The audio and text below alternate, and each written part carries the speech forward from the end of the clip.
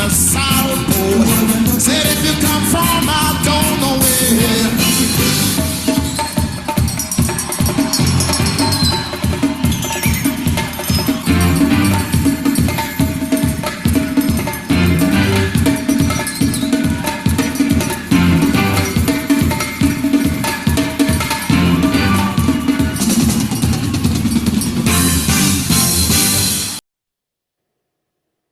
Welcome everybody to Roots Reggae Reasoning Sessions. This evening, I'm one of your hosts, Rashaki Maskani, and we have Miss Jenje, godmother of Roots Reggae, and we have Mashariki, and Mashariki is our maestra. Okay, let me tell you who's here with us this evening. We have Brother Stevie here, one of our former guests. We got Ernest McBride Jr. and Clovette Coulter. And we should be getting more people chiming in later. But I'm glad everybody's here to enjoy our guest this evening. I'm going to turn it over to Miss Jenje, and Miss Jenje will introduce our guest, and then we're going to go to Miss Mashariki. Welcome, Miss Jenje. Turn it over to you. Give thanks, beloved family. It's such a pleasure to be here this evening with the legendary, most honorable Santa Davis. This is walking history right here. So I am so pleased to be able to sit on this panel and listen to all of the wonderful actual facts of reggae music. Sister Mashariki?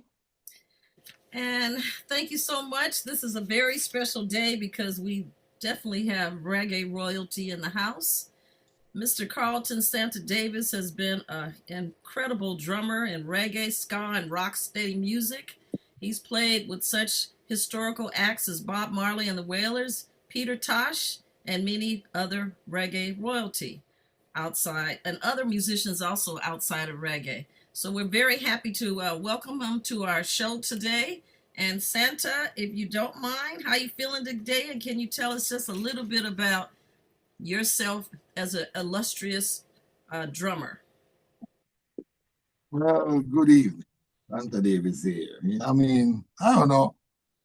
How much can I say? I mean, it's so, it's like, it's hard to explain.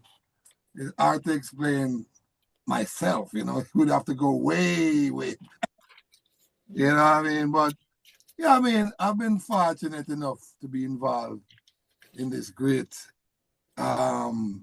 experiment, in this great mission,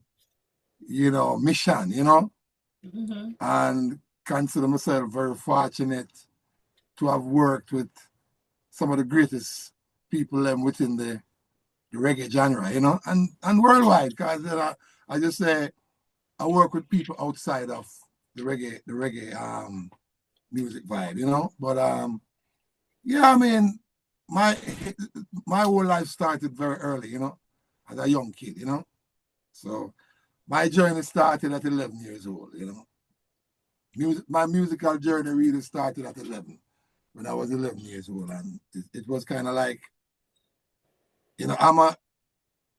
I'm an only child, you know what I mean?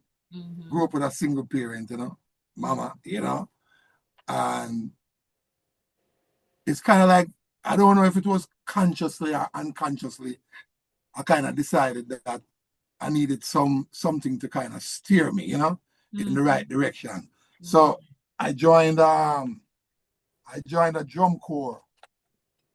It was actually a Catholic youth organization, and they had a St. Peter Claver, to be exact. Mm-hmm. And they had a drum corps, and I used to go to a school named Maxfield Park Primary, and I used to, coming from school, I would hear the bands playing and the music playing over there, So this one day I just decided I'm just gonna go over there and see what's happening. And the gate was actually open that day, because I remember before I would pass by, I would go by there and the gate would be closed, and you can only hear them marching and playing inside the churchyard.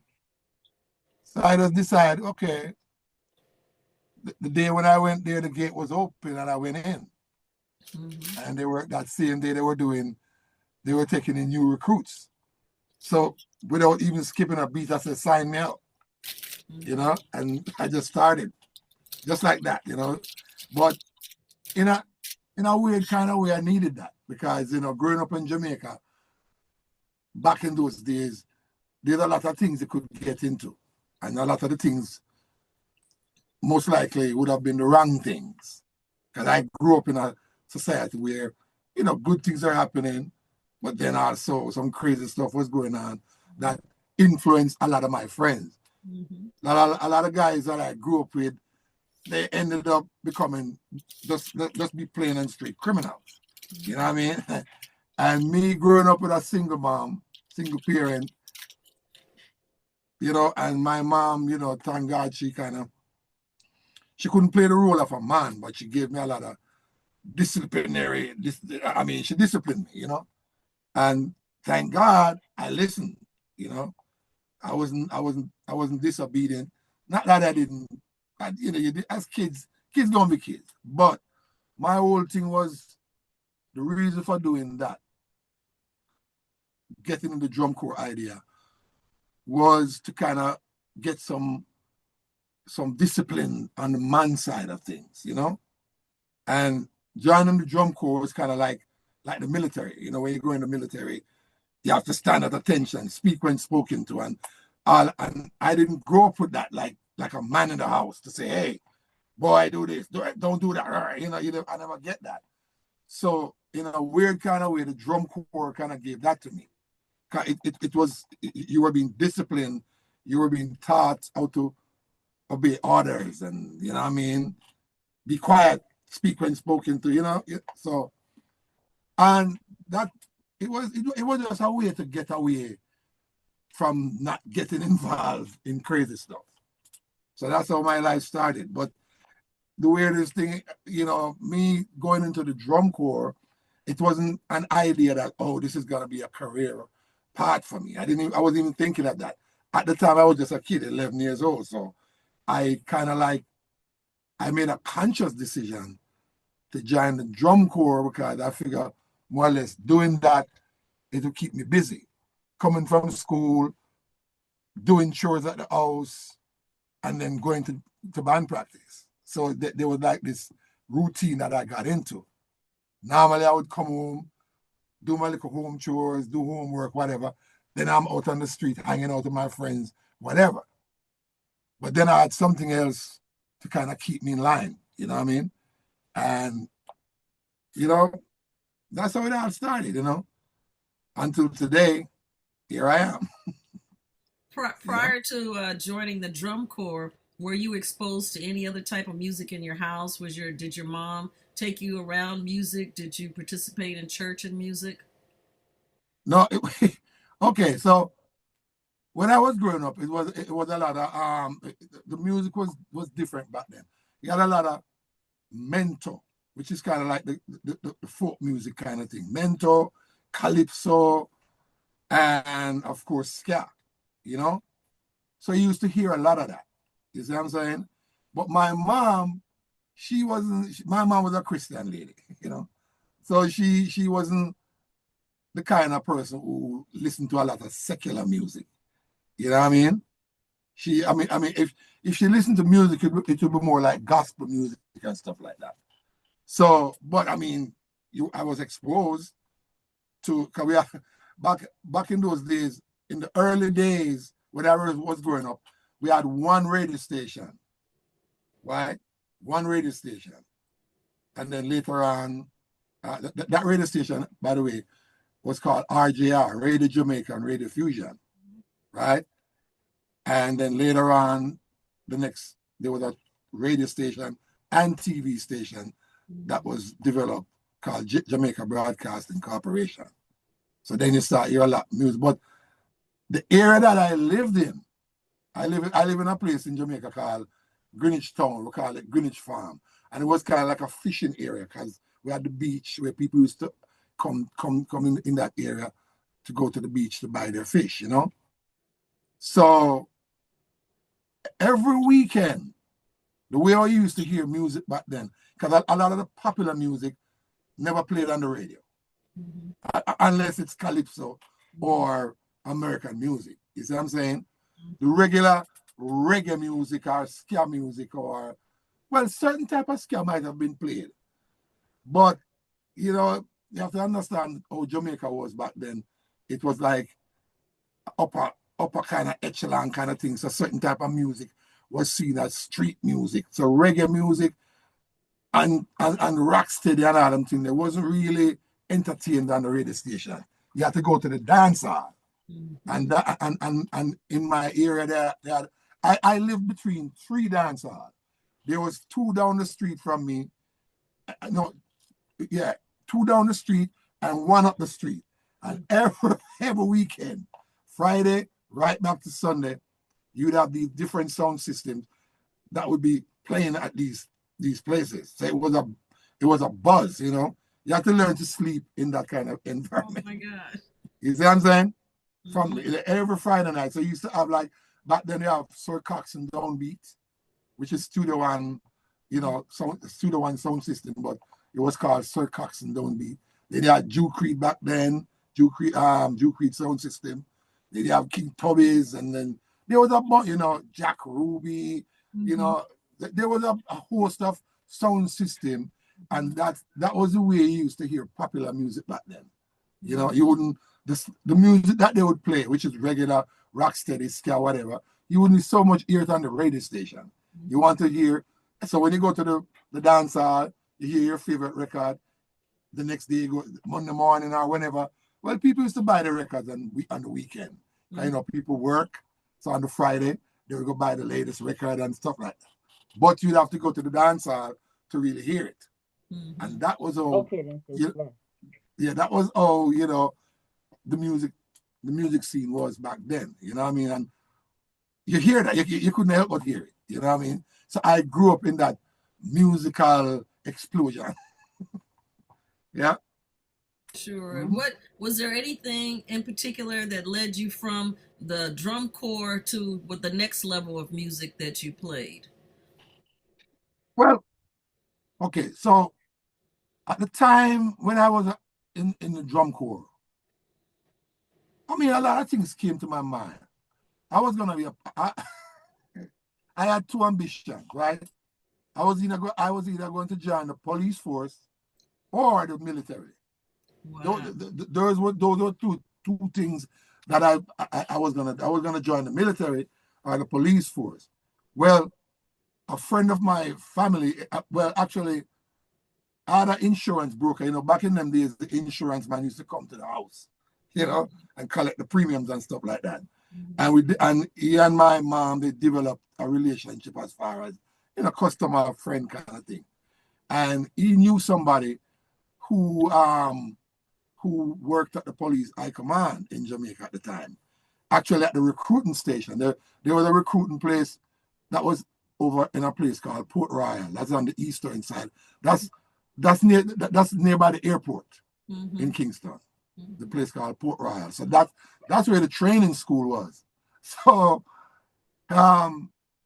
he had spoken to whoever I did, and I was supposed to head to training school at this particular time. But I was okay. I was supposed to go to this training school. But I saw something horrible one night. There was 2 policemen who used to do their beat. You know, they used to walk up and down. It was on a road named Spanish Town. It was very busy. It was like New York, you know. Everything is happening. Ice cream parlors, movie theaters, everything was happening, you know. And these guys were walking past, and they always say hi, you just wave to them. They kind of like the air police, you know.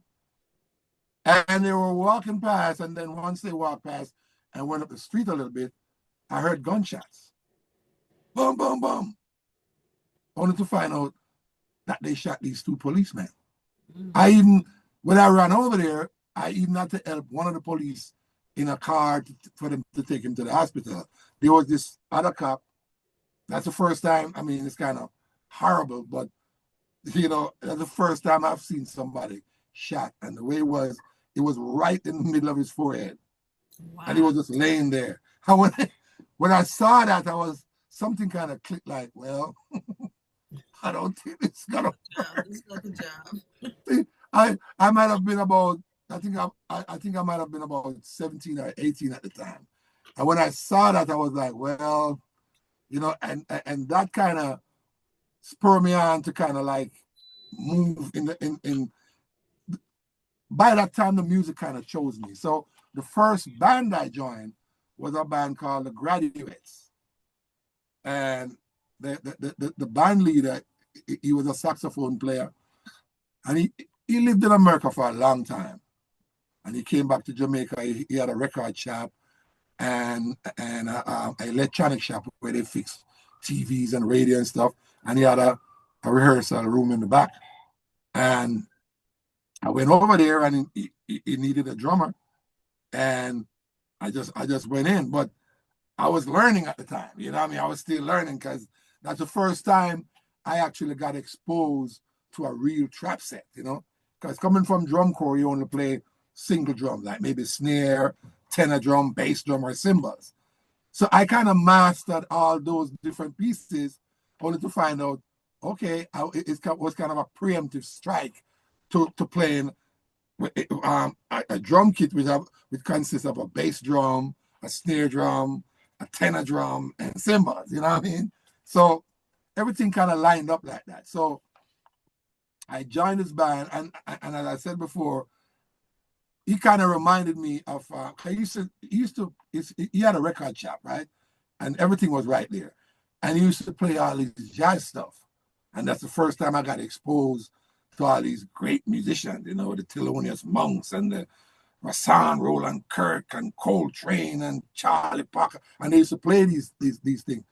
And because he played saxophone, I guess that's the reason why he was so in tune with that. And I tell you, he reminded me of like a Rasan or Roland Kirk. He looked like that. And he had this kind of, when he spoke, he had this kind of draw. Like the jazz player, they when they speak, they kind of have this thing, But I learned a lot from him. So I didn't really play jazz, but I was learning from listening to all these great drummers, the Elvin Jones, Art Blakely, and Max Roach. And they were telling me these guys, oh, okay. So I got interested. So they were kind of, these jazz musicians were kind of like my teacher. I would listen. And then I'd get the records and take it home and put it on my little player. And that's how I kind of learned. I didn't play jazz, but it gave me an idea of musical composition, how things work, people work together and, stuff like that. So, yeah. So that's where it all started. And then another note on that, that's where I first met Richard Daly, the bass player from Third World. He was a guitar player back then, but later on he became a badass bass player, working with Third World, and stuff like that. Actually, I was supposed to join Third World in those days when they were starting out. But by that time I was already playing with Soul Syndicate, So as I say, I was with the Graduates, which was kind of cool. And then, I heard that Soul Syndicate needed a drummer. And they were doing a lot of things. So I ended up there. And the cool thing about the Soul Syndicate vibe was that before that, I had a stepdad who used to work at this place called the Public Works Department. And it was kind of like Caltrans, like Caltrans. They fix the roads, they do all the major stuff on freeways and bridges and all that kind of stuff. And that's what they did. And my stepdad at the time, that was for a short period because he didn't hang around for too long. But anyway, different story. So he was Fully's father, we call him that supervisor or whatever, right? And that's where the relationship started when I was a young kid. My mom knew them and stuff like that. And my mom would leave me, like if she going to do chores, she would leave me at Fully's house. So there was a relationship before I even joined the band, So when, once I grew up and all of a sudden they needed a drummer, and I went there, did my audition, and I was in. So the rest is history. We, from that day to today, we still Soul Syndicate. We do it every now and again. We come together, but that's where I developed. That was like the place that I actually honed my skills. Like consistently playing. Then we start doing recording sessions, and we were one of the most sought after group because people used to love to use us because we used to rehearse like there was no tomorrow. So that was the thing that we did. We just get up every day and we would rehearse. Even when we don't have a show, we don't have no shows, we don't have no nothing. But there was something that we did. We got up every day, set the equipment up, rehearse, play for a couple of hours, then we go about our business, whatever. And then we would do that. So because of that closeness and that commitment, we got real tight. So when people come, they would say they want the whole band to go to the studio, And when we do live shows, we used to do a lot of live shows, and we play the records even the records that we didn't play on or recorded. When we play them, people are like, did you guys play these records? No, we didn't. But because we rehearsed, we were committed to doing what we did, we became a tight group, And we made history, both in the live music sector and the recording sector. And the Soul Syndicate, the musicians that made up the group, could you give their names? Well, the group passed through a lot of people. Okay, so it was Fully's dad, because Fully wanted to play music, and his dad bought him I think they bought him a guitar, and he was actually playing bass with the guitar, right? Then he bought him a bass and a amp, and then they bought some other. Back then they had the credit union and stuff, so they would borrow money from the credit union and buy some pieces of equipment. So it was Fully's dad who actually invested the money because of Fully, and his dad he was a very handy person. So a lot of the stuff, he would make these little cymbal stands, get these pieces of pipes, and he would make some good cymbal stands because back then equipment was expensive. So if you could make the stuff, and he did that. But he invested because of Fully. And so the band Fully is really Fully started the band. And his dad really. So it was Fully, and then Tony Chin, and then there was another brother named Cleon Douglas. Actually, before the group became Soul Syndicate, they were called the Rhythm Raiders. And there was this guy, I forgot his name. He actually brought I think he brought some instruments because they wanted to do this group thing. But it's kind of a long story. But it eventually became Soul Syndicate after that. The Rhythm Raiders were like, it sounds like some, Rhythm Raiders. So they became the Soul Syndicate. So it was Fully, Tony Chin, this virgin called Cleon Douglas, and a couple other people. I don't know. Leroy Osmond Wallace used to play drums. Osmond Wallace used to play drums with them, but he and Fully couldn't get along. So they would have disagreements, stuff like that, because he was kind of like, that kind of person. And then there was another drummer named Max. He passed away many years ago. So they went through a lot of transitions, right? And when I came in the group, it was Fully and Tony and Cleon. Cleon he played guitar and he sang. And the keyboard player was a guy named Scotty. He passed away too tragically. But that's how the group was, right?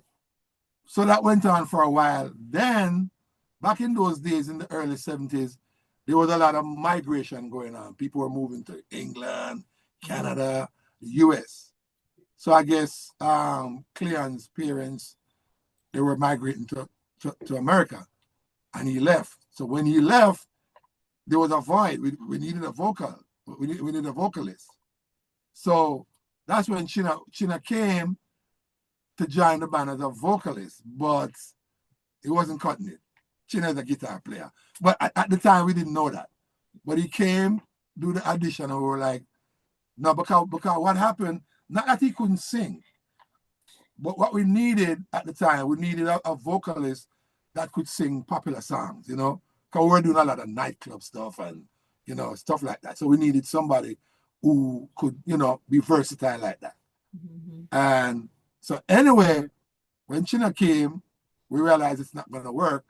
But then there was a guitar, an electric guitar that we weren't using. And Chino asked if he could borrow the guitar. And Fully's dad was really cool, man. His family treated us like their kid.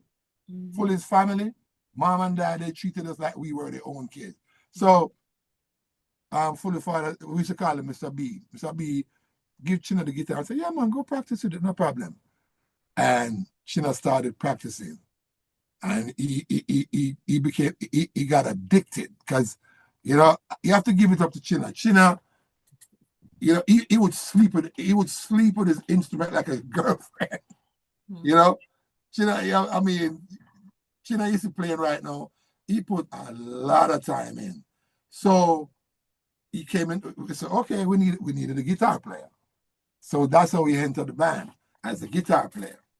And then we a couple of other people came in.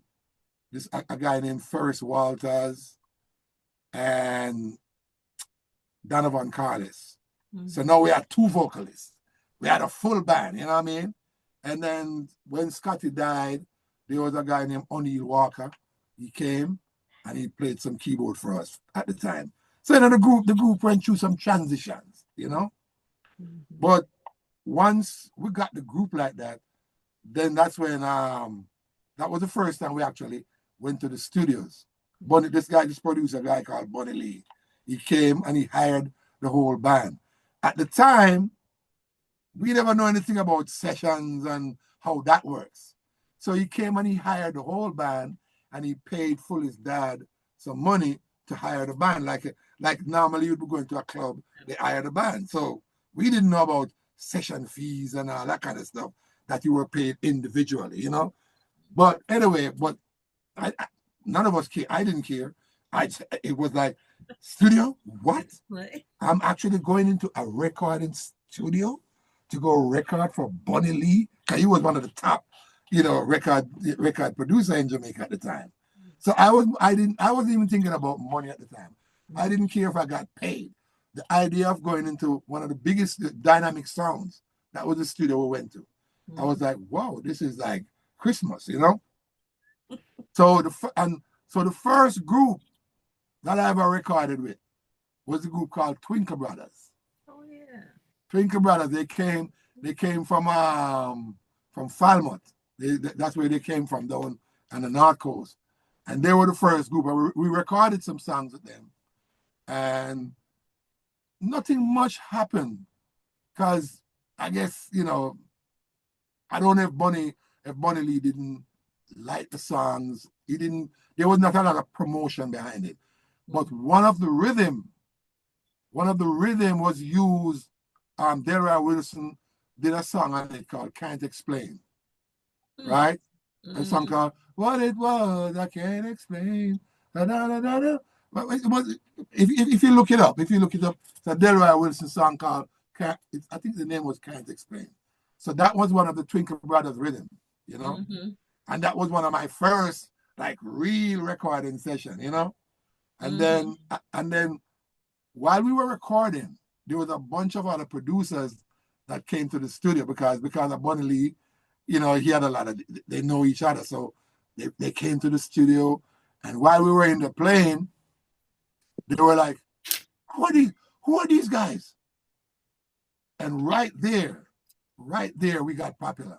Everybody wanted us to come to the studio. They, you know, because we were young, and like I said before, because we rehearsed the way we did, we were super tight. We were together. There was no helter-skelter thing going on where we're all over the place.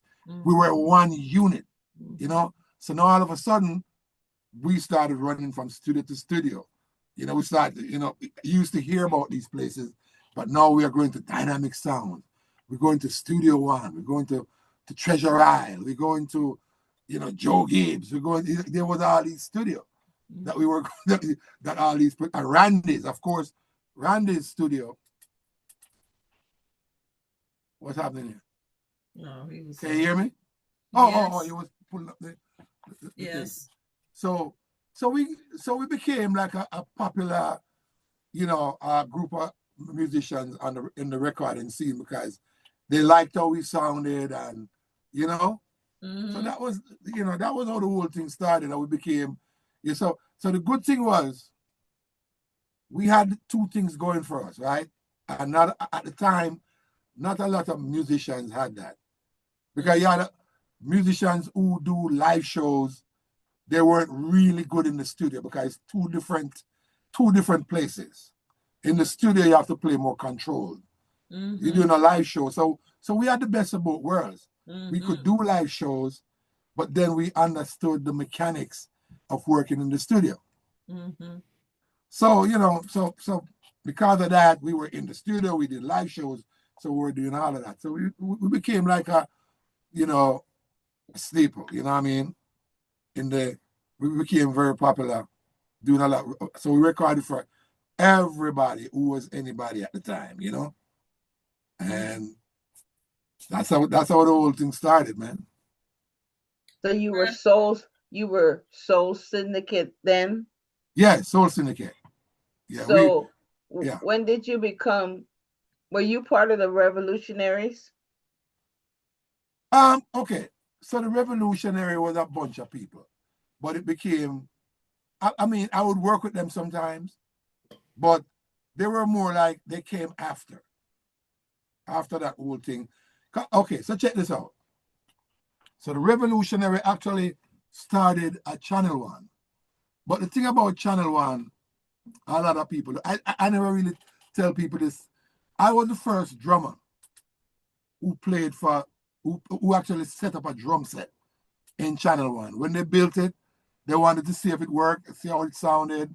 And it was very nice inside. It was like, you know, a lot of, they had these things on the wall, like some carpet kind of tile stuff. And so when I set the drums up inside there, it was kind of like, the sound was dead. So they started to tear off these things off the wall to get more reflections, whatever, to make it sound more live. So I actually played one of the first hit songs for Channel One. It was a song called, they call it Jump the Fence. I won't tell you why Jump the Fence is such a thing. Jump the Fence, it was the origin, the rhythm was an original Studio One rhythm called In Cold Blood. In Cold Blood was a Jackie Metu instrumental. But Channel One didn't read that they wanted to do it because they had a sound system called Well Charge. So they wanted some kind of music to play to kind of represent the thing. So Jump the Fence, why they call it Jump the Fence? Now, back in the day when we used to smoke weed, we used to smoke, you know, it was illegal back then, right? We used to have to jump a lot of fence to run from the police. So it was a common thing with Jamaicans. You know, the police, them come on a raid and people have to be jumping fences. And so they call the rhythm Jump the Fence. You know what I mean? But as I say, I did that in the first half, and then once Channel One developed, then it was Sly and this guitar player / bass player named Ranchi and a couple of other musicians. Yeah, they came together, and that's how that whole Revolutionary. They call the group Revolutionary, because the thing is this: the producers back in Jamaica back then, they used to have their studio band name. Like Bunny Lee's studio band was the Aggravators. And the Aggravator consists of me, I was an aggravator, and if Sly played, he was an aggravator too. Because was different musicians would be passing through. You know, it wasn't just me. I wasn't just a house band or, you know, whatever. But if you play for Bunny Lee, you're an aggravator. Just like if you do one song for Bob Marley, you're a wailer. You see what I'm saying? And I mean, I didn't know that. Carly Barrett told me, because, you know, when I played for Bob Marley. I played for the Wailers when they were together. I don't know if you remember the song. It's called High Tide. High Tide, Yes. High Tide, Low Tide, whatever. It was kind of like a ballady kind of song. I think that was the first time I went into the studio. And then we did the original version of Sun is Shining at Randy's and the Mr. Brown thing, that coffin thing that they were talking about back then, you know. But Carl Barrett was the one who said to me one day, after I did those things, he said, you know you're a whaler, right? I said, whaler? And I said, no, I'm not a whaler. I don't play the whaler. He said, no. He said, Bob Marley said you're a whaler. If you play one song for Bob Marley, you are a whaler. I said, okay. But I mean, I didn't get excited and run around, oh, my whaler. But you know, it was what it was. You know what I mean? Cause you know me, I'm not the type of person to, you know, I don't like doing stuff like that. I don't think it's necessary. But you know, it was really, man, we could go on for another year talking about this, but I'm just saying, to me, it was really a privilege. It was an honor to actually, when I met these brothers, you know, and find that you used to hear them on records, and then you find yourself rubbing shoulders with the Wailers and all these great musicians, you know what I mean? So, yeah, it's just part of the journey, you know? Yeah, man.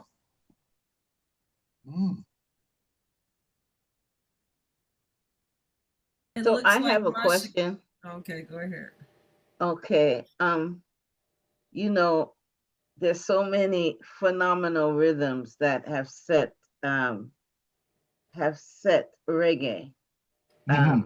For instance, like the Stalag 17 rhythm, man. Which one of the rhythms would you say you played on that we would know? Okay, so Stalag 17, we created that rhythm. Stalag 17, the great Fuller Fullwood. You know, I feel for that brother so much because, you know, he's really hurt by the treatment, because we created history between Fully and I. We created a lot of history. Gregory Isaacs' first hit song, we played it. First hit song, Love is Overdue, All I Have Is Love. You know, a lot of Dennis Brown's hit songs, we played them in the early stage before the Sly and Rabbit thing. You know what I mean?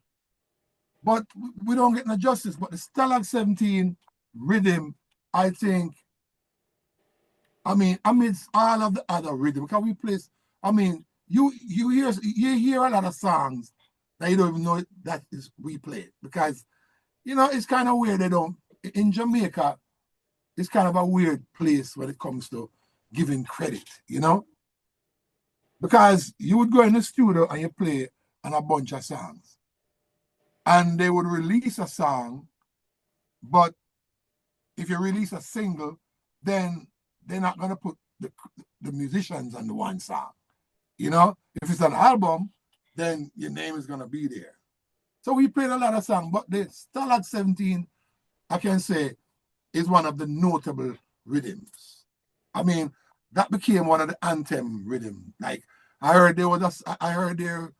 somebody said to me that in England, on the BBC, some announcer said that rhythm was like a anthem, was a Jamaican anthem, you know? Because in America, every one of these, they say Jay-Z, Kanye, all kind of people sample that beat, right? But it was the composition. It was between me, Shina, and Fully. I mean, okay, the bass line, because I don't put myself, I'm just there playing the drums, but I'm part of it. But the bass line is the meat.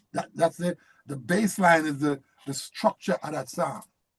And fully don't get no justice. And I can understand he being upset and all that kind of stuff. Right? Music like S90 Skank with Big Youth. All those iconic stuff is full of, you know what I mean? Just, you know, and Soul Syndicate, you know. But, you know, the Stalag 17 rhythm is one of the more, as I would say, that went international, you know what I mean? And even to this day, you know, Sister Nancy is eating a lot of food off of that, you know. But I ain't mad at her because, you know, she's not responsible. But here's the thing now, where they don't give credit where credit is due. Somebody sent me, was it this morning? This morning I woke up and I saw a text, like somebody from Jamaica. They sent me something where Sister Nancy was on the thing. And this guy was talking about how the rhythm was created. Now he's saying he put up this guy, Winston Riley. Now, Winston Riley, he owned the label that the song was put out. He owned the label. It's actually his session. But check this out. He wasn't even at the studio. He don't know how that. I'm telling you. What the thing? He wasn't even at the studio. It was his brother. He sent his brother just to make sure the session went on. But look here. Recording session, people don't know this enough. When you hear about these the so-called producers, yeah, they produce the money and time for the recording to happen. They don't produce the music. They're not like people that, you know, okay, guys who compose and come in and say, okay, I want you to do this and I want you to do that. They don't do that. They just rent. They rent the studio, provide the facility. They call the musicians in, and we now have to figure out what key the singer is in. Then we have to find a rhythm that is going to fit the singer. You know what I mean? We have to do all of that structural work. And the guy, I was listening to the misrepresentation of what a lot of these white guys, I don't know where they get the information from, but they always get it wrong. So this guy is going to put up Winston Riley picture and say, well, you know, this rhythm, Stalag 17, I'm just using words. It was the brainchild of Winston Riley. And they went down to Federal Recording, which is now Tough Gong Studio, the one on Bell Road, right? But guess what? We didn't record the song at that studio. It was recorded at RJ. So I had to text back the guy and say, look, friend, with all due respect, that song wasn't recorded. The guy who sent it, not the guy who was speaking, but the guy who sent it to me from Jamaica, right? I said, with all due respect, my friend, this song wasn't recorded at Federal Recording Studio, which is now Tough Gong Recording Studio. It was recorded at Harry J Studio. The engineer was a guy named Sylvan Morris, right? Winston Riley don't have nothing. He wasn't near the studio. He was nowhere near the facility. But you see, they always try to make these guys, and that's kind of the upsetting thing to a lot of us. But for me, I try not to live in the past like a lot of people. I try to, look, the past is not good for me. Because all the past does is damage you if you keep rehashing it, bringing it back. So even though you know, I just say, whatever, you know, I know what I know, but a lot of people hang on to it, you know. Like I said, like my brethren fully, you know, he's hurt, and I mean rightly so. Because when they talk about people who, oh, well, Ansel Collins, I have to call his name. He was the only thing, Ansel Collins is the keyboard player who played the keyboard on that song. And he was telling people, it's kind of weird, he was telling people that he told us what to play. But this is what they do. This is what they do all the time. If you record a song it don't make an impact. Everybody's like, oh, it was them guys who played it. Right? It was them guys. Yeah, some idiot song that. Right. But when the music becomes something, oh, everybody want to take ownership. Yeah, well, I told the drummer what to play, and I tell. Now, check this out. If you listen to Stalag 17, oh, you might think it's a funk beat or whatever, but listen to it carefully, right? If you listen, oh, that Marjel. That sound like Marjel. Yeah, tell them to mute the phone. Man, make I tell her. Mute your phone, Marjel. She don't know. Yeah, tell her to mute the phone. Yes, may I try? I got Okay. it. Yeah. So what I'm saying is this. Okay, if as a musician, right, I am not above anyone giving me an idea and say, hey, why don't you try this? Can we do that all the time? I'll be playing something and somebody say, hey, Sandra, can you try this? I said, okay, cool. Because that's what we're there for. But I don't like when people try to tell people that if you listen to Stalag 17 and Jenje, you can identify with that. I am playing, if you listen to the drums, I am playing Nyabingi. And the reason why I said that, why I'm playing it like that, because of my involvement with Ras Michael and the Sons of Negus from back then. Right? So, the Nyabingi drumming is the repeater and the funde and the bass drum and stuff like that. Right? But I am playing the full trap set. So if you listen to the thing, go boom, boom, taki tuka boom, back, taka boom, boom. I'm playing that beat and I'm doing the repeater and the snare, kind of like, if you listen to it, that's what I'm doing. So nobody told me to do that. So, okay, so let me tell you how the rhythm came about. Because you got to know all this. So we did a session that day. We did a session, a couple of songs before that. And I think it was Winston Riley's brother said to Hansel, what? Do a tune, because it was going to be the last song for the day. Do a little song, man. Do something, whatever, anything. Hansel's words were, okay, yeah, man, all right. Play a little rhythm, a little two-card rhythm. That's all he said. Just a little two-card beat. So, okay, so the ball is in my court, the ball is in the musician's court. So I just roll off because what I said before. I said because the relationship with me and Fully and the Soul Syndicate and China, because we bounce off of each other. So I just start rap, taka, boom, boom, taka. And immediately Fully start play boom, boom, boom, boom, boom, boom, boom. Because Fully is crazy. I'm going to tell you that.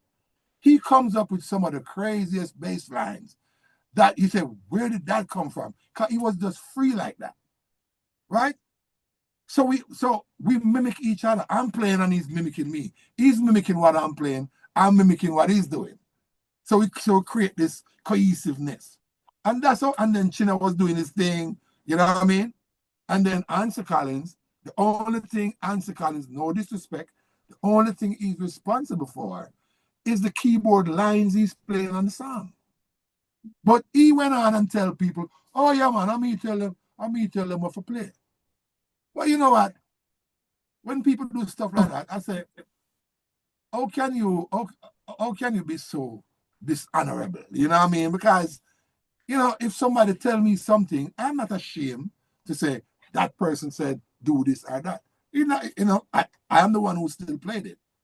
But I'm not angry or anything. I just listen to people talk and they try to take away our credit all the time.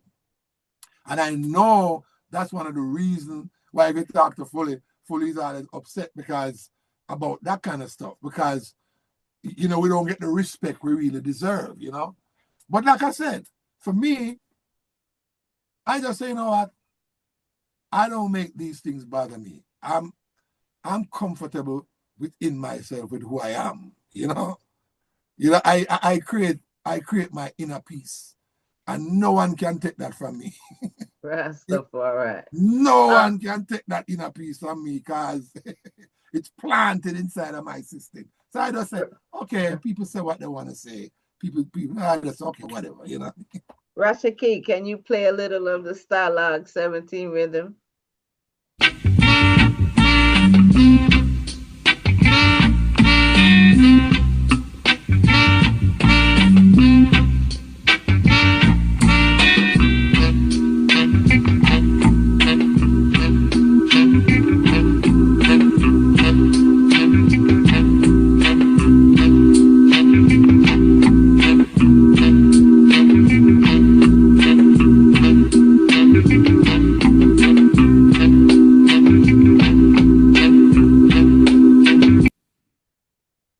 See that?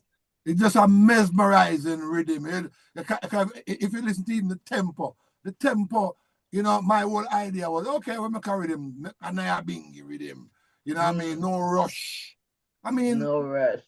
The whole thing we've been through some transformation, because them kind of speed it up, you know, in a certain instant, them speed up the rhythm, man, you know.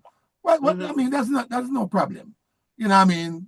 I can't tell people how to mix their song or how to manipulate, because you can speed it up a little bit if you feel. But if you listen to the song is just that, because they even tried to, they did a remake with Sly and Robbie and them with this big, like they're doing like this big snare sound and all that kind of thing. But this one stands predominant, you know, this one kind of like, because it's not hectic. It's like a chant, you know. If you listen, can you even listen to it? All the rhythm just flowing. It's a chant, you know. It's not, and that's how we approach music. That's my approach to the thing. Mainly because I tell you before, my life started in the church, so it's still a spiritual vibe. When I play music, the music have that spiritual vibe, right? You know. So it's not about being entertainment or hype or anything. It's about doing something that can, you know, uplift someone, you know. That's my approach to the music, you know what I mean? So Stylog 17 is one of them rhythm that it kind of have that hypnotic spiritual energy, you know? Yeah, man.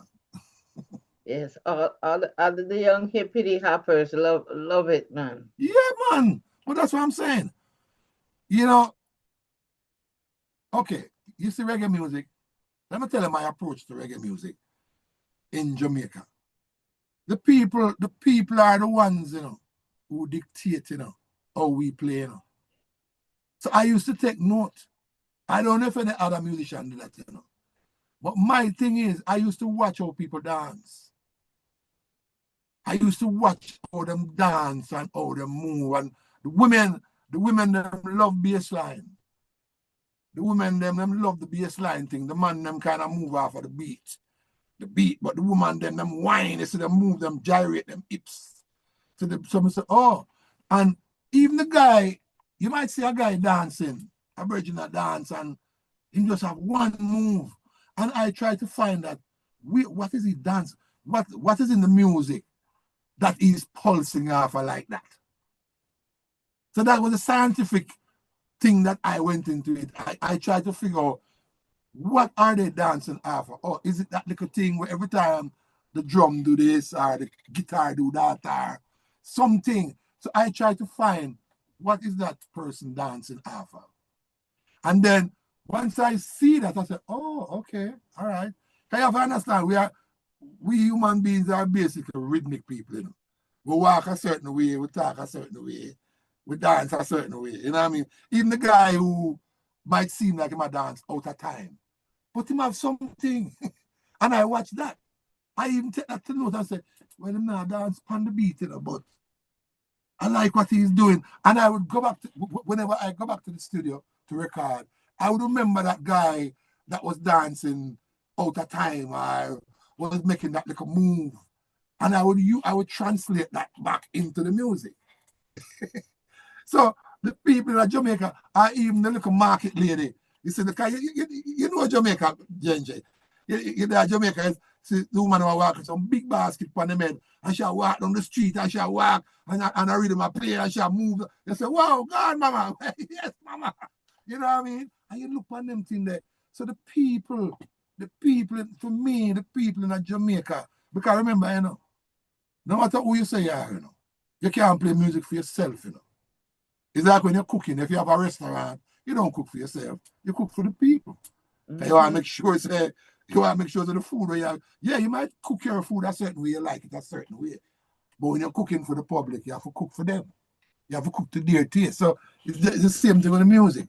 You have to put the right ingredients and the right seasoning to make sure that it's not too salty, or it's not too fresh, or it's not too raw, or whatever, you know what I mean? So for me, that was my influence by watching the people. You know, the people do what they do and you follow. You say, okay, this is how them dance. Because that culture, you know. Yeah. So reggae music is an old culture, you know. Right? Reggae music, you have to understand, comes from the people. It comes from the struggle. Reggae music is not necessarily entertainment, you know. Because a lot of people play reggae music, right? You see, I'm a musician, and I don't think they really understand the full significance of the struggle, you know. You know, to some people, it's just entertainment. You know what I mean? Just like even the Rasta culture, you know, them don't understand that the Rasta thing is not a style thing, it's not a thing where, oh, you just do it for look a certain way and to fit in. No. Because we are man of understand. Reggae music in Jamaica, that I can tell you, reggae music wasn't respected by a lot of people. A lot of the people who you see right now, I jump up and go on like they are so about the music. They were the same ones who used to say, oh, that music cannot even pass the airport. You hear me say? And all of a sudden, I see all these people, them are give out all kind of awards at Jamaica. I give some people, I say, hold on there. Them are give all these awards, these OD and MD, or whatever you want to call it, to these people. Where were these people when I come to all California, New York, all over, working for nothing? But what were we doing? Establishing. We were promoting the thing. Cause enough time, you remember, you know, enough time we come to California back in them days, you know, and come working and go back home. The same way I come, you know. No money, you know. But we say, you know what? This is for a greater good. This is for tomorrow. This is for the ones them that come in. You understand me, I say? So the thing is, yeah. You understand me, I say? So the thing is, a lot of people used to play the music now. They wouldn't understand the struggle. They wouldn't understand how much man got killed just to wear him locks. They wouldn't understand how much man get beaten to the inch of him life. You know what I mean? For this music. Because this music was never something that was supposed to go anywhere. Because it was called dirty people music, dirty Rasta music, ganja smoking music. You know, it come from Trench Town, it come from Waterhouse, it come from Rockfort, it not going anywhere. And yet still, when them never want to support it, you know, them for the people I tell you, and them know themselves, you know. Them never care to support it, because them say, if it have anything to do with herb and Rasta, long hair man, a dirty music, dirty people music, Bacawal music, right? But guess what we do? We still say, amidst all of the criticism, amidst all of the degradation and the this and whatever they want to say, we still soldier on. We push it until guess what? Watch it now, Jenje. Watch it now, my family. All over the world, we see Russian reggae, Japanese reggae, Czechoslovakia reggae. You see me, I say? And all of a sudden now, this is some people come, oh yeah, you know, reggae music and Bob Marley. Them never love Bob Marley, you know. Remember me, I tell you that, you know. All this enough for them run and jump, you know. Them never love Bob Marley. Them never love Peter Tosh. Them never love Bonnie Wheeler. Them never love Burning Spear. You understand me, I say?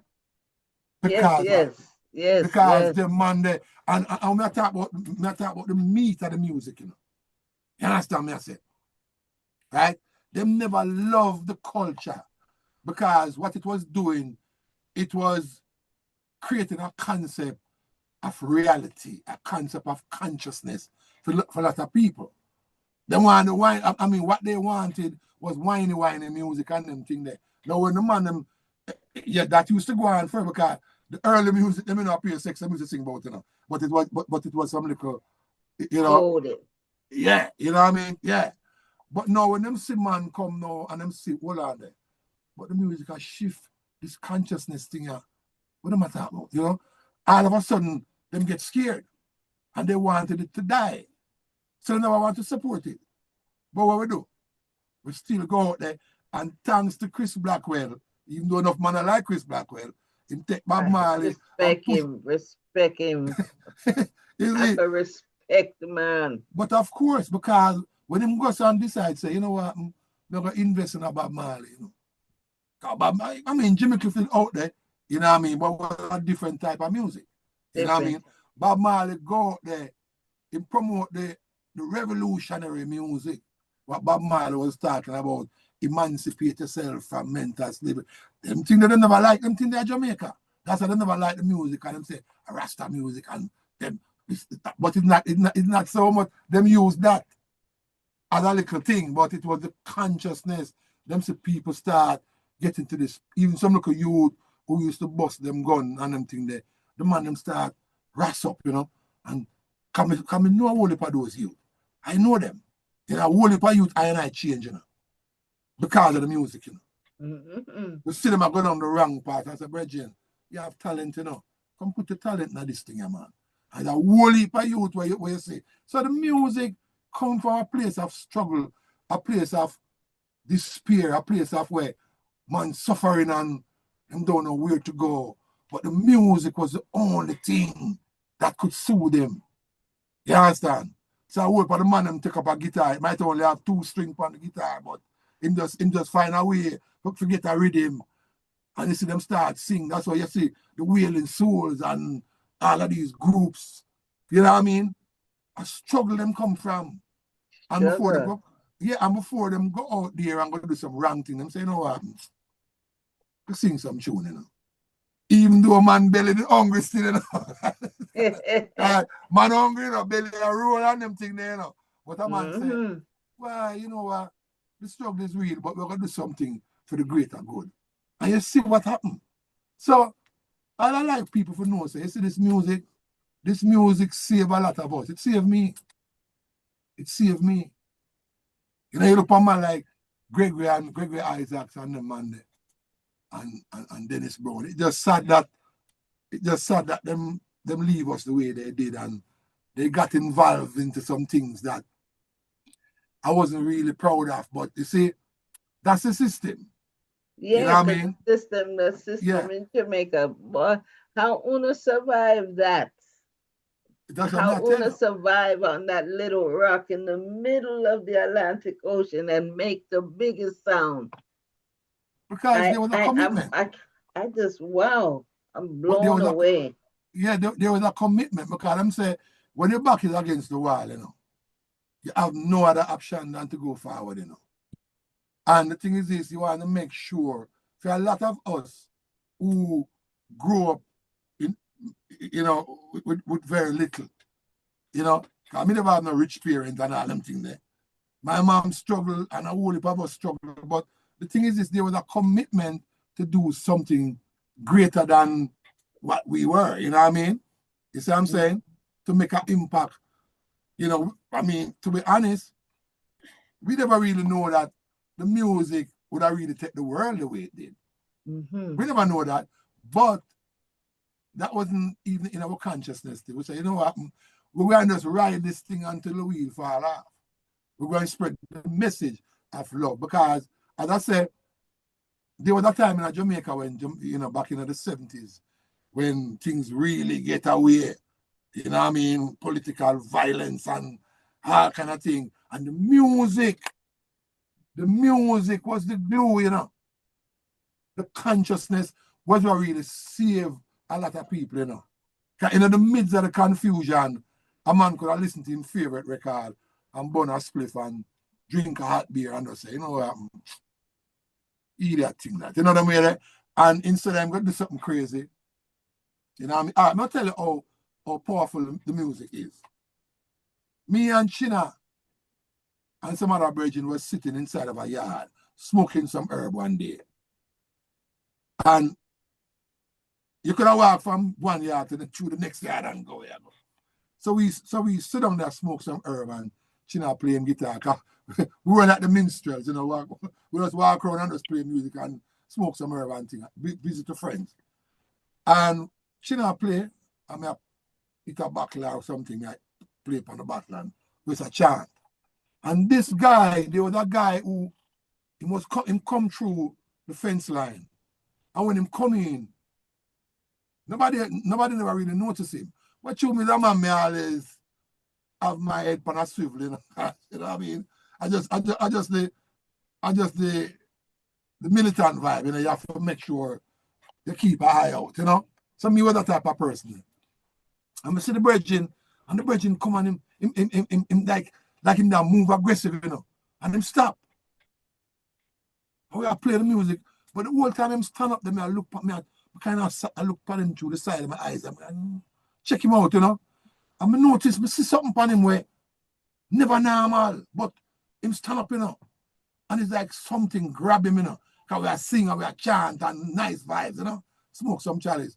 I'm going to see the brethren, you know, but no one else not really pay attention to him. So I see him, and you know, we always stay, we deal with the inclusivity. You know, see a man, say, yo, if we have some food, come eat some food. That's how we stay. I'm going to see the brethren, I say, yo, brethren, come sit down, man. And it's like, him be kind of surprised to know, say, him get invited.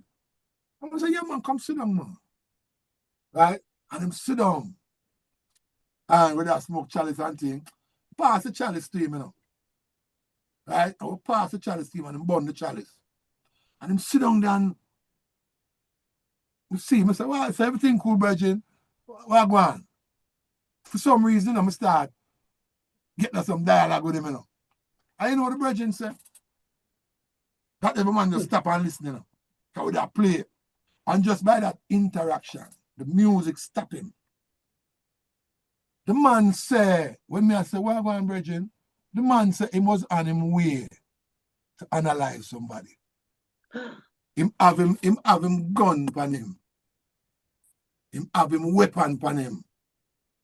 And him say he was on him way to analyze somebody. And him say something happened that him say he wasn't going to walk that direction. But him end up walking that direction. Something push him to walk this direction that we were. Right. I show you the power of the music, you know, and the vibe, you know. And him say, when him come, him say something just stop him in them tracks. Him couldn't pass. And every man just stand up, so every man just sit down.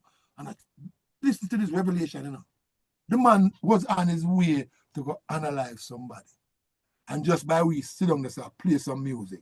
And I chant him, stop. And then we invite him in, sit down, brethren. And the man said he was going to do that. And him sit down there for a while. And the man said, why, it come like a jar, you know. I'm going to stop you, someone. Yo, you know, all right, brethren, you know what? I'm going to go back home my yard. Him turn back, you know. You understand me, I say? So I'm going to show you, say, it's a lot of things. It show you the power of the music. You know what I mean? We're up on tour with Peter and all the man there. After show, we see a man come cry, the man cry water. I think it's a brethren. Tears. I said, what brethren? I'm here. The man said, he was on him last, wit's end, whatever. Him say he was contemplating unaliving himself. Wow. And him say someone tell him about the Peter Tosh concert. And him say Peter Tosh, he never really know nothing about reggae. But the man, somebody tell him about the concert. And him say, all right. this might be my last concert before I do what I do. And him say when him come on the concert, him say something just changing right there.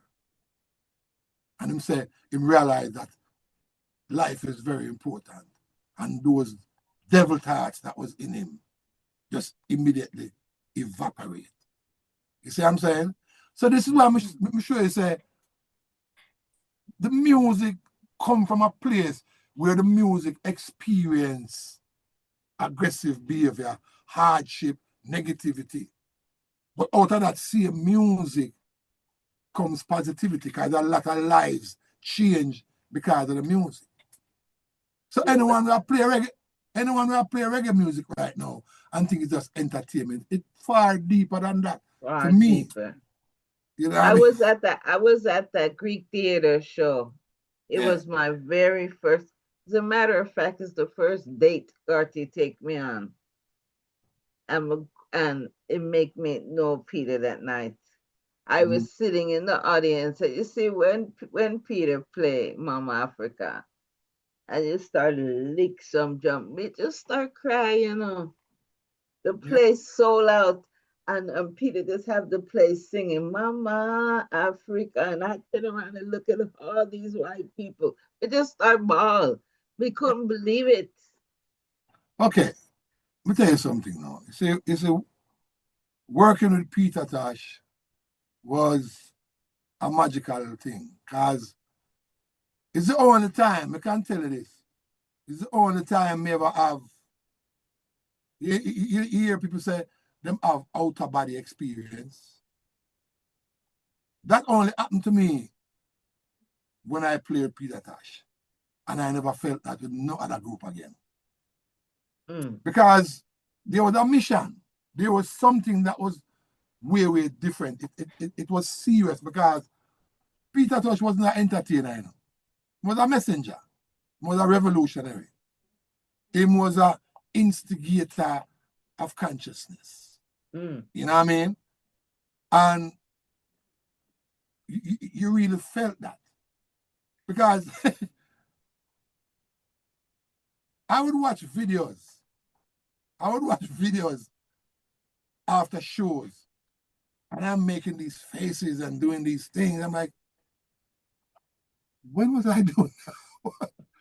I'm looking, but it was real because I can remember one night I was playing, and after I finished and got up off the drums, I wasn't lightheaded while I was playing, but when I got up off the drum, I had to catch myself because I felt like I was kind of floating.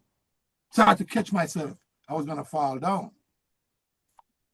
And right then I realized, whoa. You always hear people talk about you're there, but you're not there. You know what I mean? You kind of like, you move to another level of consciousness.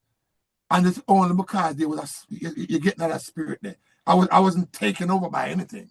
It was just me naturally moving on a level where, you know, the consciousness was so deep, you know what I mean? Where, you know, it wasn't just me just playing, trying to be cute, you know what I mean?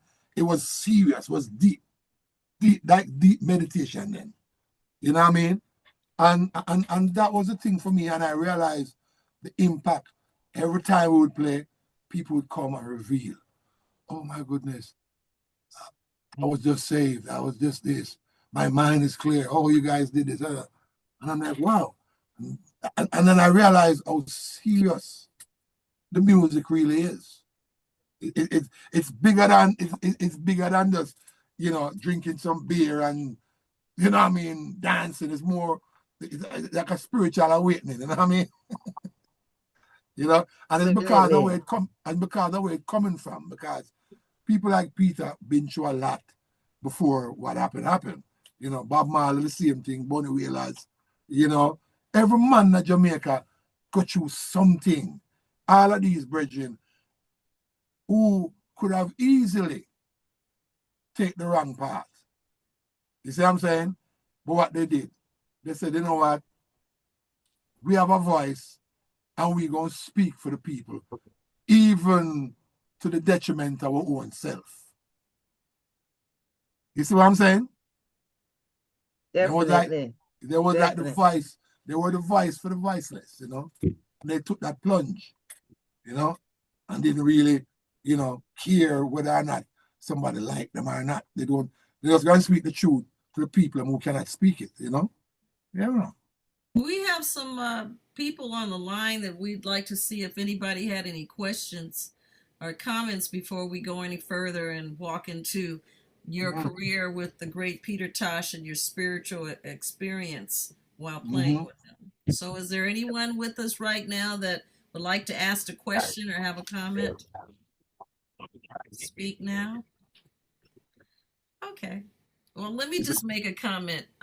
Jamaica also happens to be the home of Marcus Garvey, which was our first introduction on that level of, being self-determination for America, especially. He didn't make it as far as, I don't think, California, but we still, to this day, there are Garveyites, and the things and the principles that he taught still live on. I would say that was like the beginning that kind of like maybe led reggae to be spiritual. I mean, I feel like Jamaica's always been kind of a spiritual, magical island because it's much more sensitive to the needs of people's heart and what it is that they feel than maybe other places because of it being small and being the home of reggae music and Marcus Garvey. So what do you feel that there's a kinship of Marcus Garvey's philosophy and the birth of reggae music coming out of Jamaica? Of course, because you have to understand Marcus Garvey was one of the first Jamaican who talked about back to Africa. He was one of the men who said we must organize and centralize our thing. Basically the words they hear Martin Luther King say, pull up yourself by your own bootstrap, are the same philosophy that Marcus Garvey had, for us as a people. So for me, who grew up learning about Marcus Garvey, some of the younger artists, if you ask them about Marcus Garvey, they wouldn't even know what you're talking about. You see what I'm saying? But that was the catalyst for people like Bob, Peter, Burning Spear. Because we know just Burning Spear sing a lot.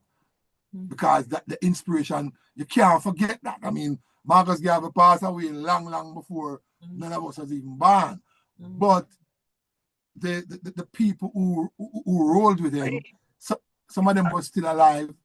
And I ran into a bunch of Garveyites who, some elders back then, who kind of give it and say something that your head starts swell like, whoa, really? So a lot of us who, get some of that knowledge, the philosophies and the opinions of Marcus, Messiah Garvey, I think that's a great example. That was a great example that was laid down. There was a pathway for people like, so that's why it's so serious to me, I don't know about somebody else, but because I learn and remember the people who spoke about Marcus, who actually rolled with him, who knew him, and from that time, some elders, and yeah, that was a great part of the struggle. I think that was something that was, maybe subconsciously in the minds of ones and ones, because we used to talk about Marcus Garvey was on the lips. It's just later on society start change and them start teach those things in schools. Can we learn those things in schools? Them used to talk about Marcus Mosiah Garvey, them used to talk about Paul Bogle and the Morant Bay Rebellion and them things there. You know what I mean? And then it's later on now when I realized the influence that Marcus Garvey had in America and a lot of the civil rights leaders, the John Lewis's, the Martin Luther, the Medgar Evers and all these people. I'm starting, the Nation of Islam. The Nation of Islam. Wow. Okay, this is deep. So it's so tied in, and this is why, my level of consciousness to the truth have to stand firm, Because you learn from the people who set the example, you know what I mean? And you have to respect that, you know?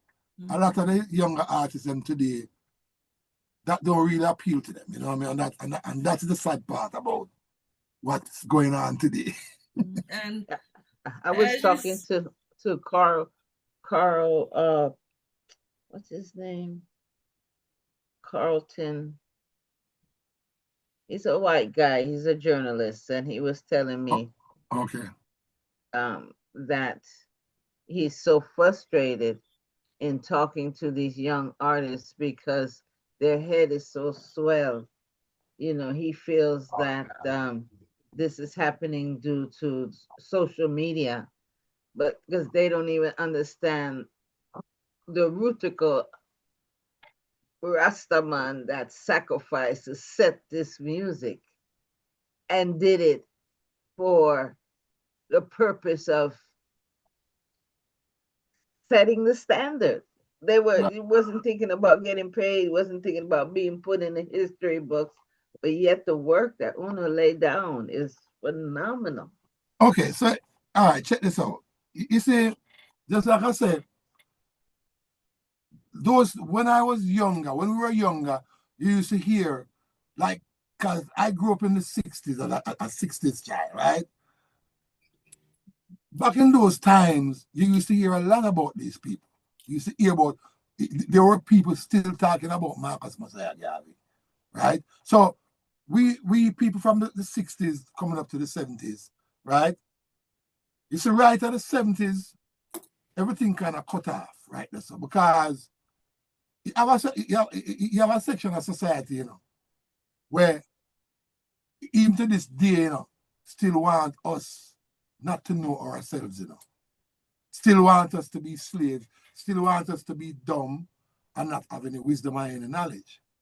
So what you see now, there was a collective effort, you know, by some people, you know, to eradicate those type of teaching. Mm-hmm. Mm-hmm. You know, see, them kind of systematically rub those things out of the curriculums in schools, you know.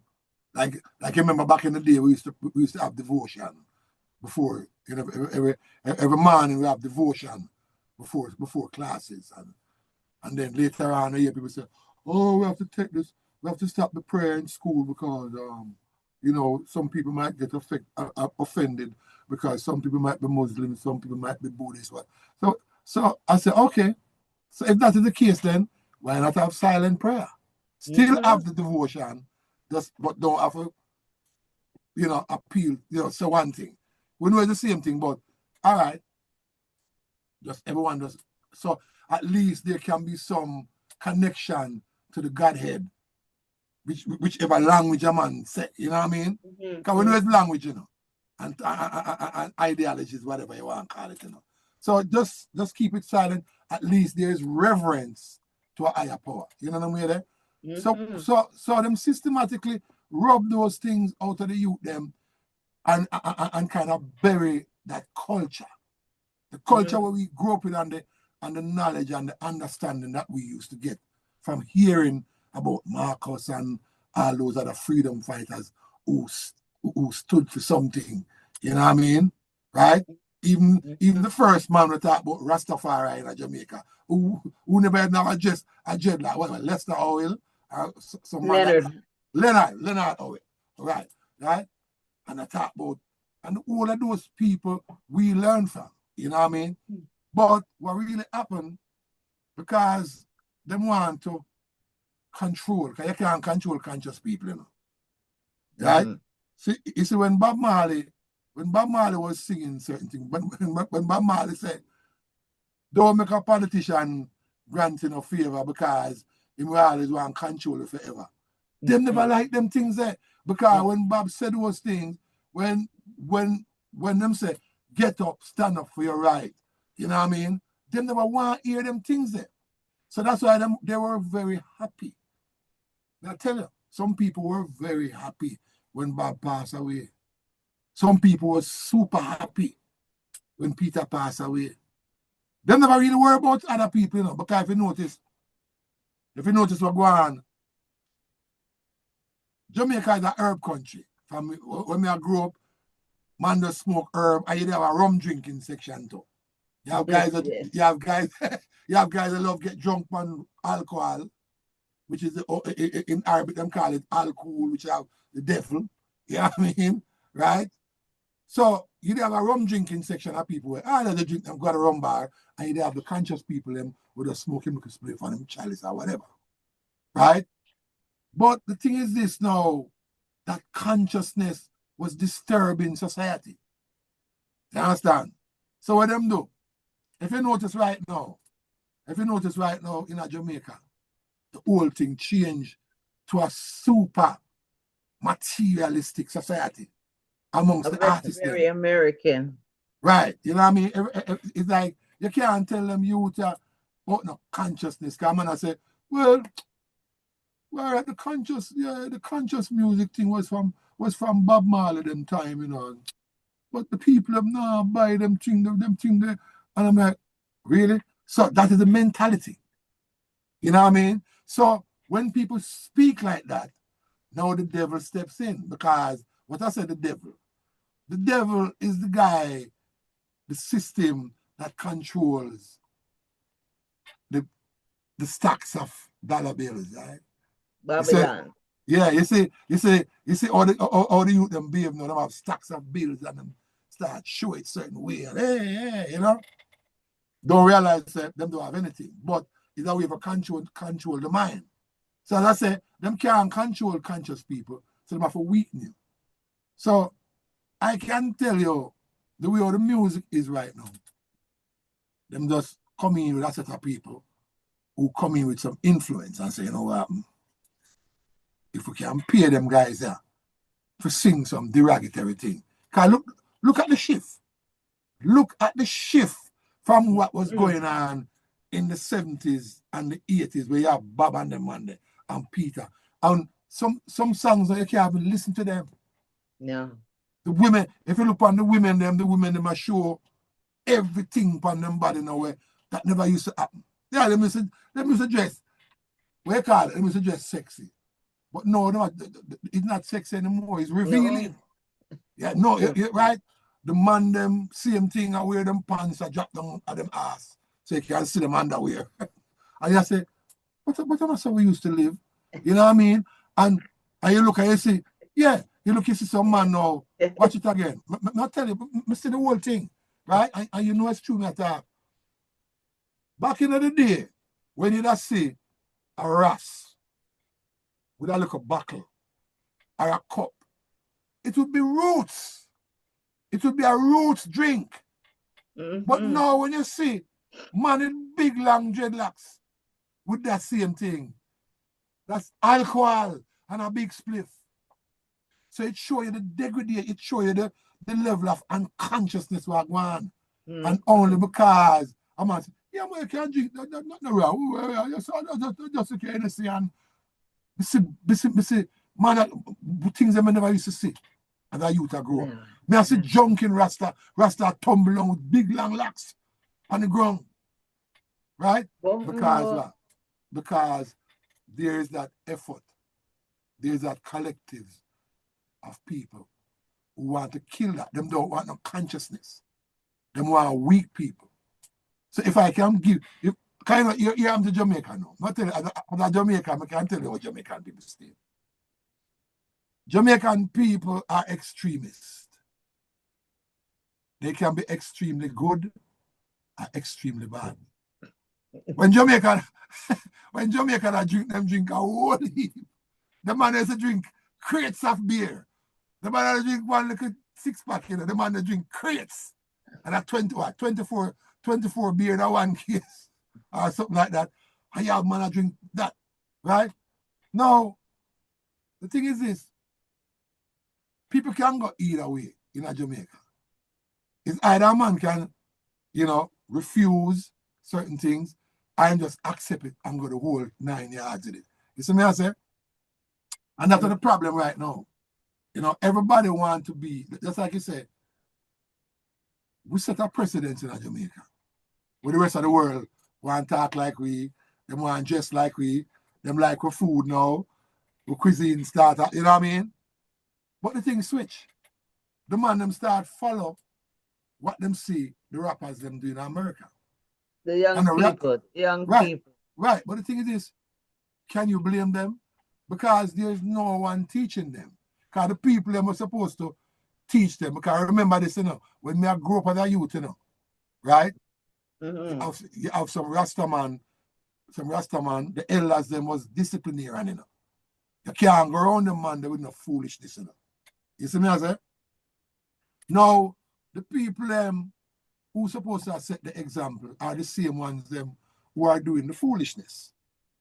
So the youth them see that now and say, then wait, all them big dread there, I drink Hennessy and cognac and them things, and you come and tell me some if you just be airy and country. Oh, so them get so the disrespect start from the so. You understand me? I say, yes, you know, okay, you would have never look.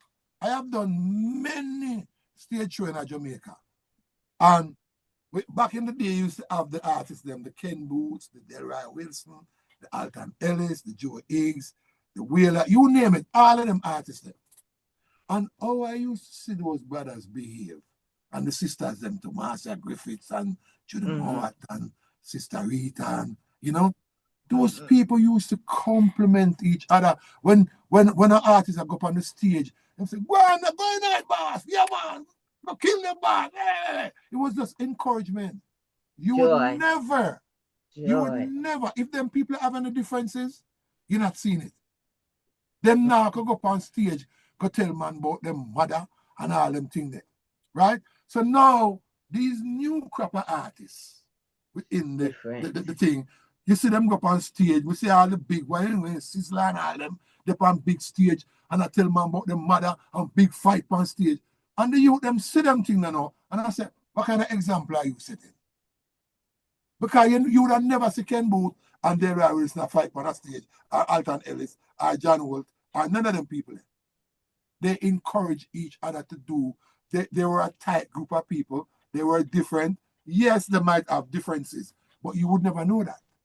I'm not saying they were super perfect people like, pristine. They're a human being. You know what I mean? But you would never see them go on stage and degrade the culture like that.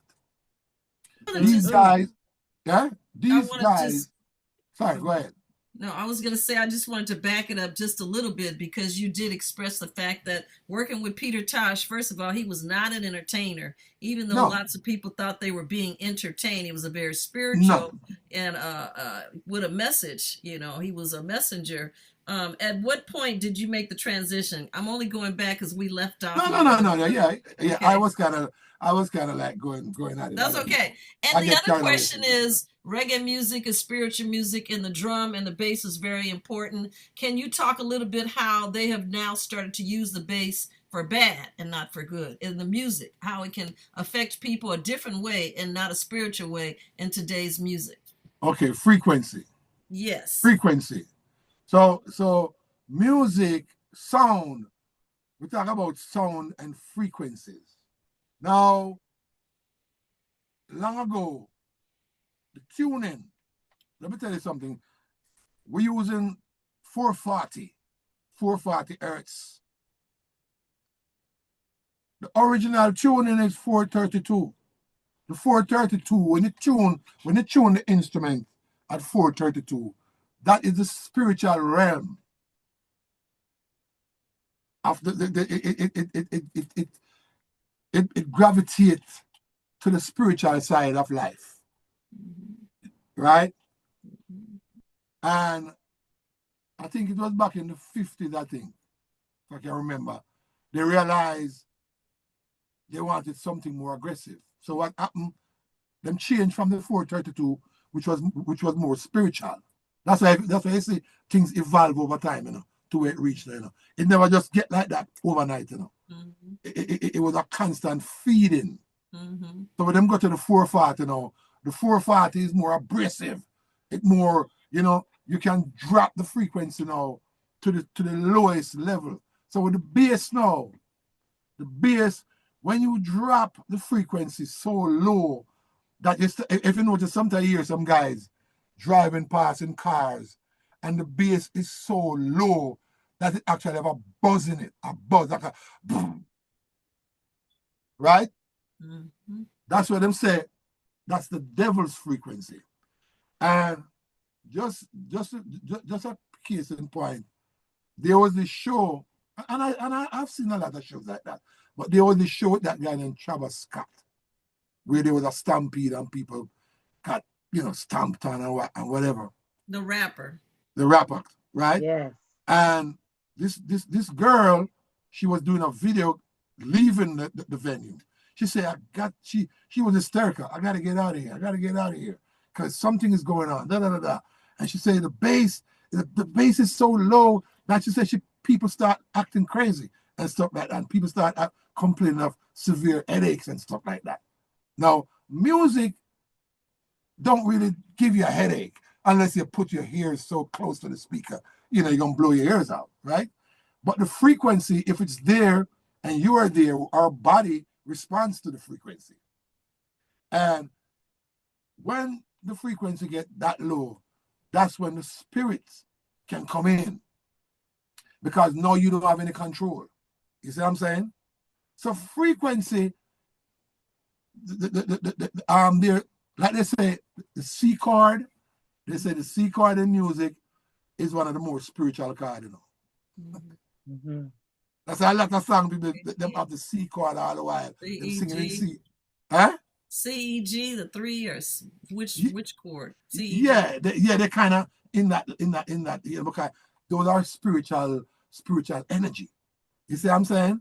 So the thing is this: even though Peter and Bob, they got away with because their intention, even though they were using 440 tuning, but their spiritual intention was intact.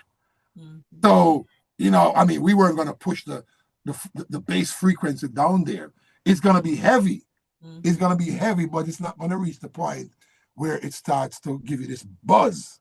Mm-hmm. You see what I'm saying? But this is part of what is damaging a lot of the youth's mind now, and especially the dancehall thing, even the way our dancehall music, and it sounds like everything is going fast and everything is like hectic and a bunch of stuff going on. Those are different frequency patterns that people feed off of, and they don't have any time to calm down and think. You see what I'm saying? Because like with Bob and Peter, maybe if they were doing fast rhythm like that, maybe it would be something else. But if you notice, Bob was like, I feel it in the one drop, and it was more like, this laid back Nyabingi vibe, and that's what they were doing. The Nyabingi, which is a spiritual, the spiritual drumming and the vibe, that is what saved us. You know what I mean? But basically, tuning. That is the 440 hertz is really the killer. That's where the devil lives. You know what I mean? So I have to go back to 432. Mm-hmm. But a lot of people, they know these things and they don't want nobody to know. That's why they changed it. Because I work with some people.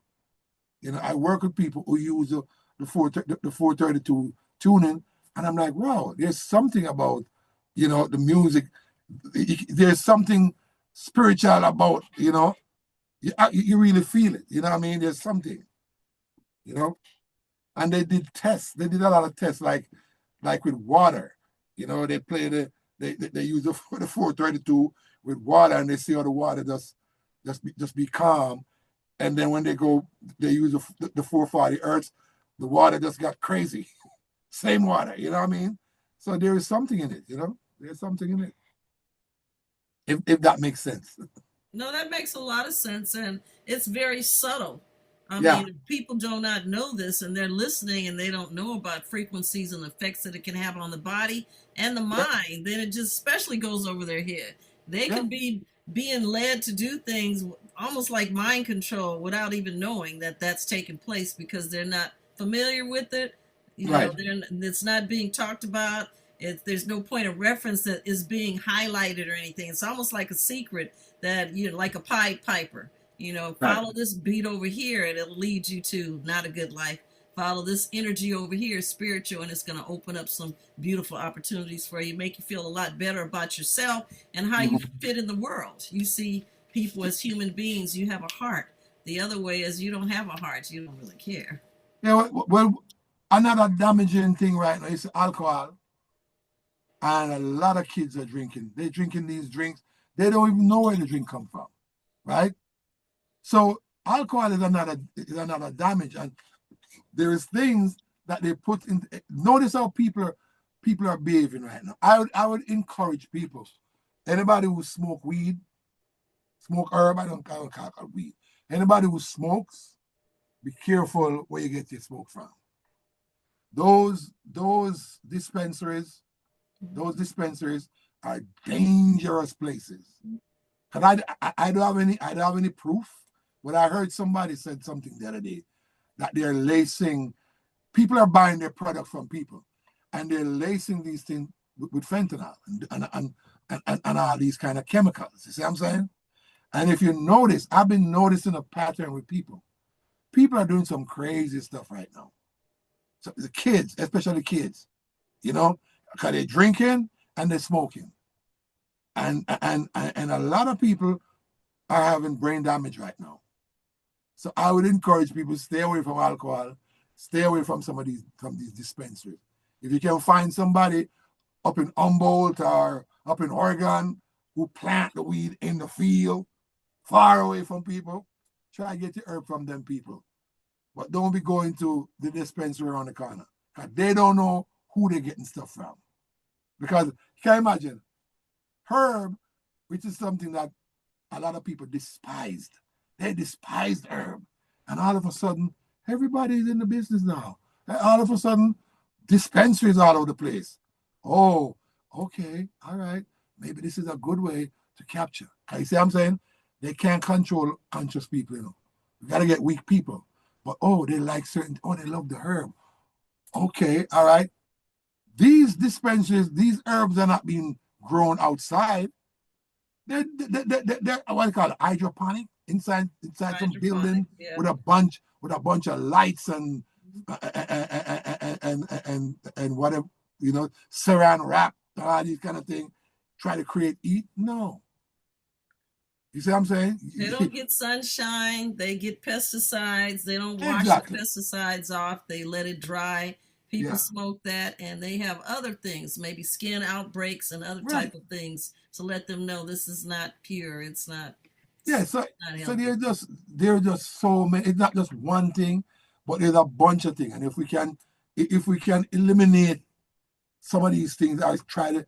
I mean, you can't really eliminate it, but you can eliminate it from yourself and try to encourage others. You know what I mean? But just like I'm saying, man, it's gotten harder. You know what I mean? Because people right now get so used to certain things that it's hard for you to tell them.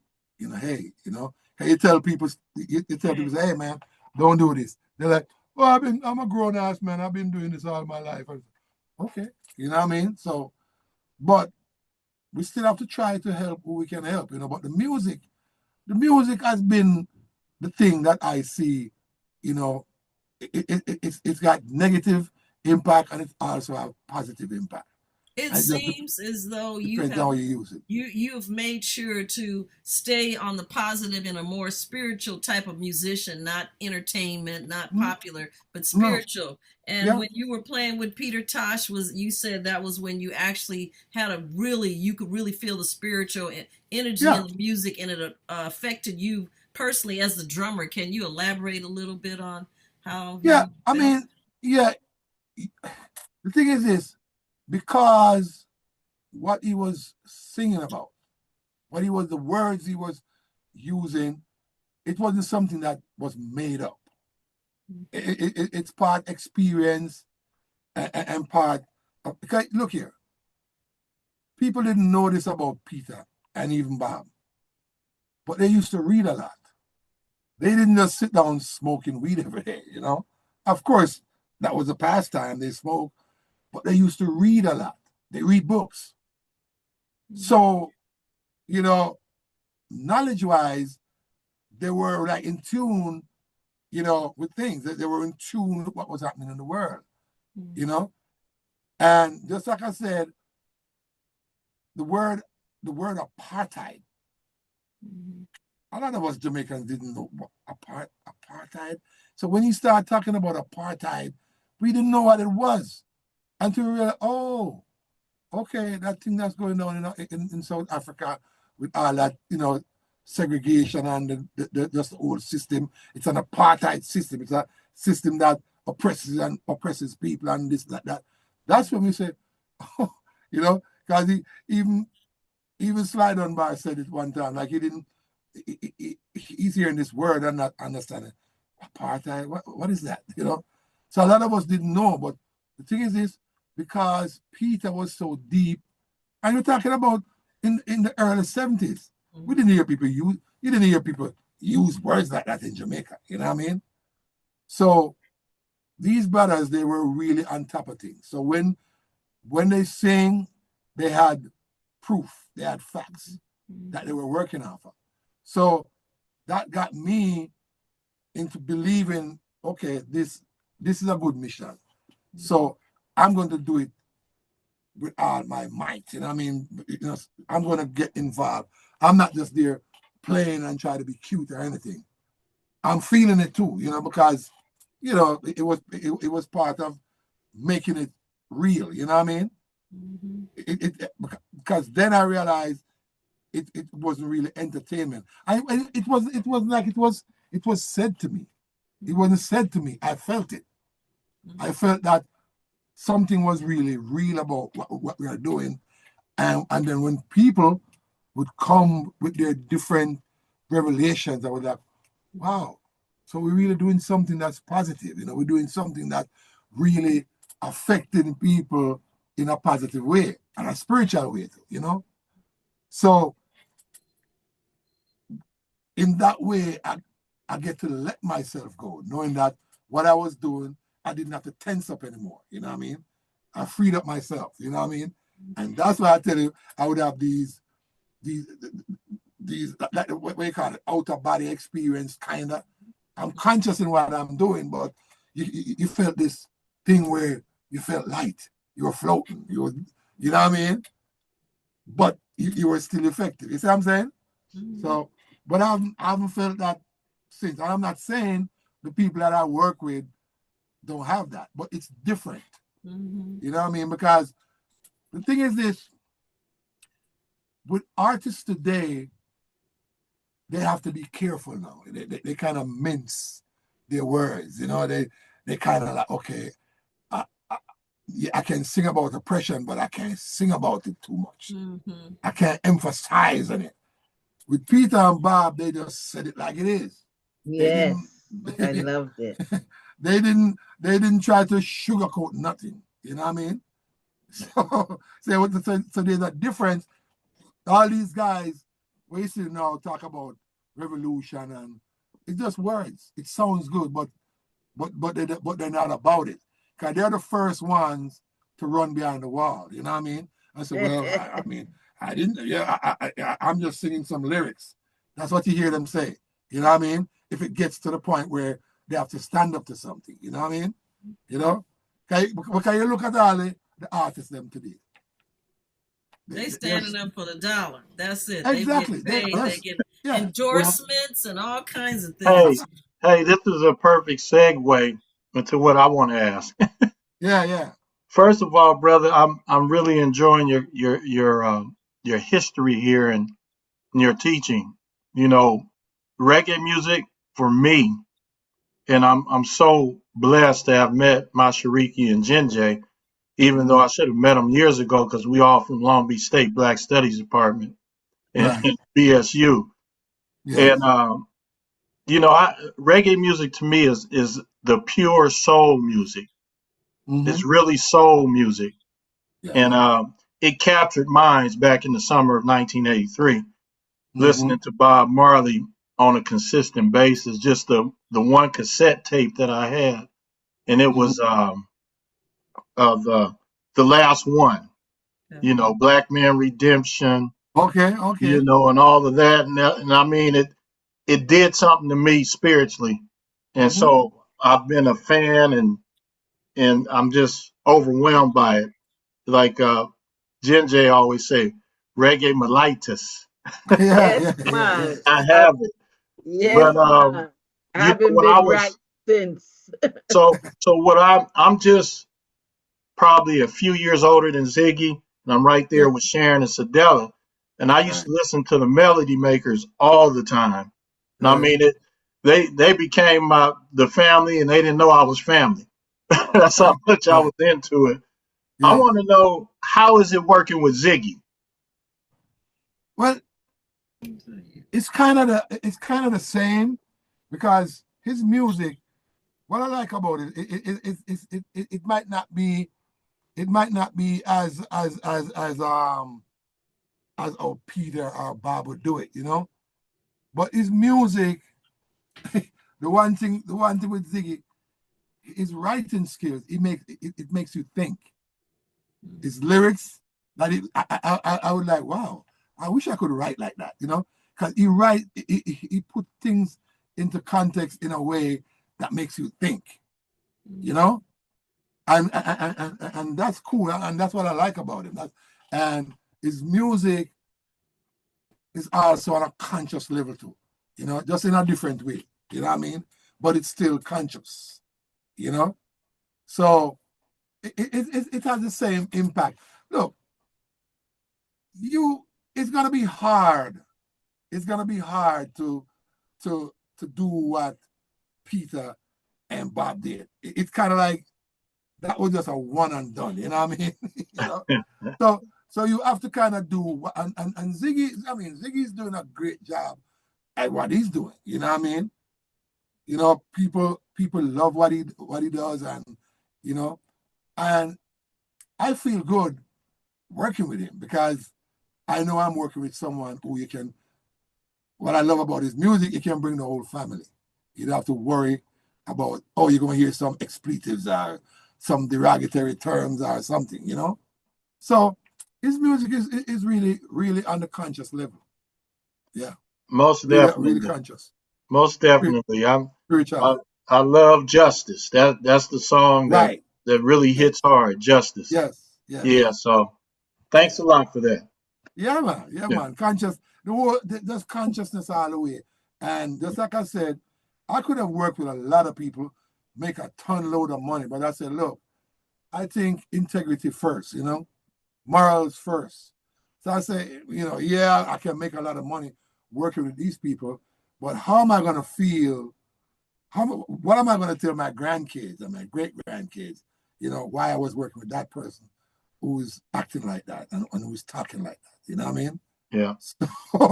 So for me, that is very important because my whole thing is about being a good influence to the young ones that are coming up. I don't want to be a part of the problem or the issues that's going to make them turn to the to and do the wrong thing. I don't want to be a part. I want to be the solution, at least somewhat. You know, I Well, can't save everything, but I want to I be. have to say that I would love when Santa would take that solo when when it's towards the end of the set and you will lick some drum Yeah, and fling your locks and play. And it seemed like you do a whole next set.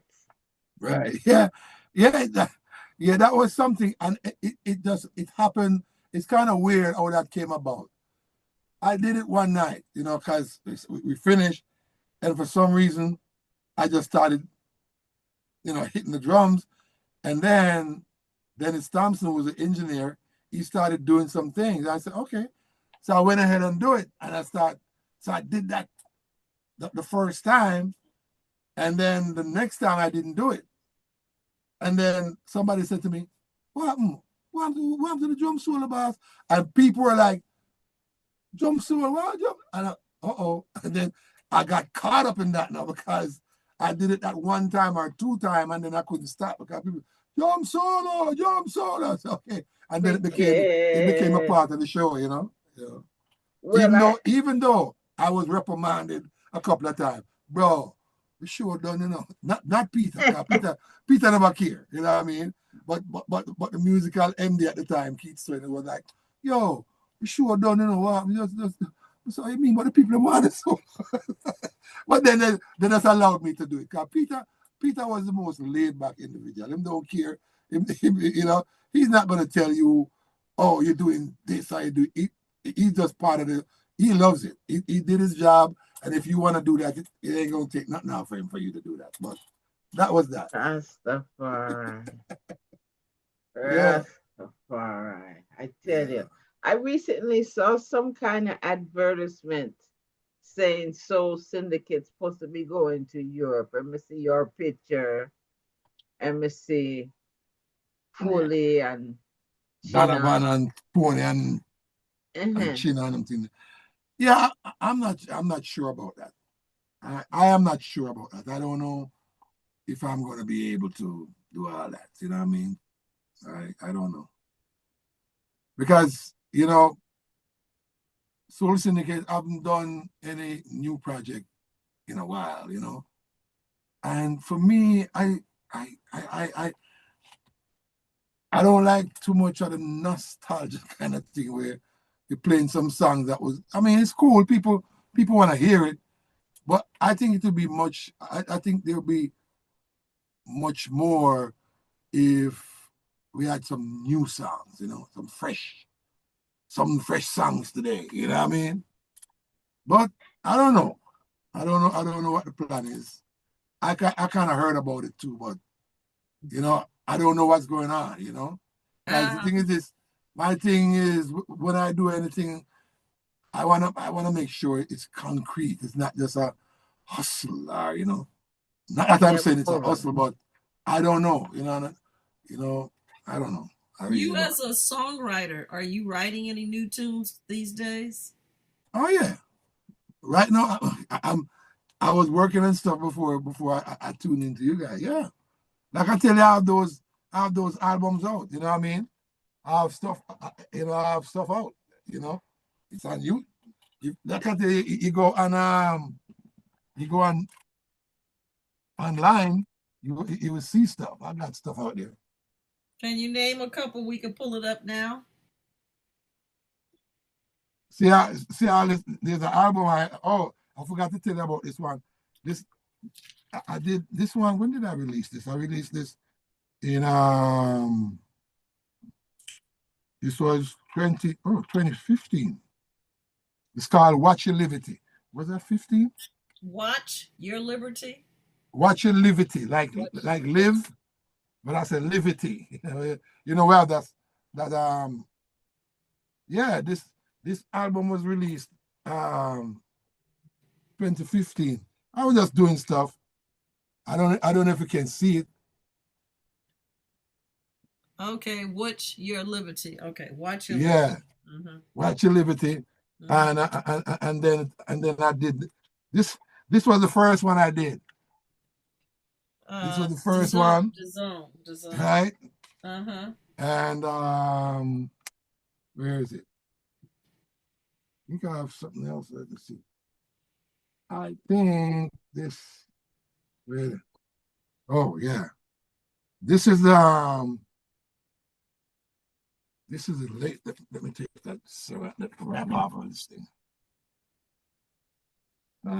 Yes. Yeah. See.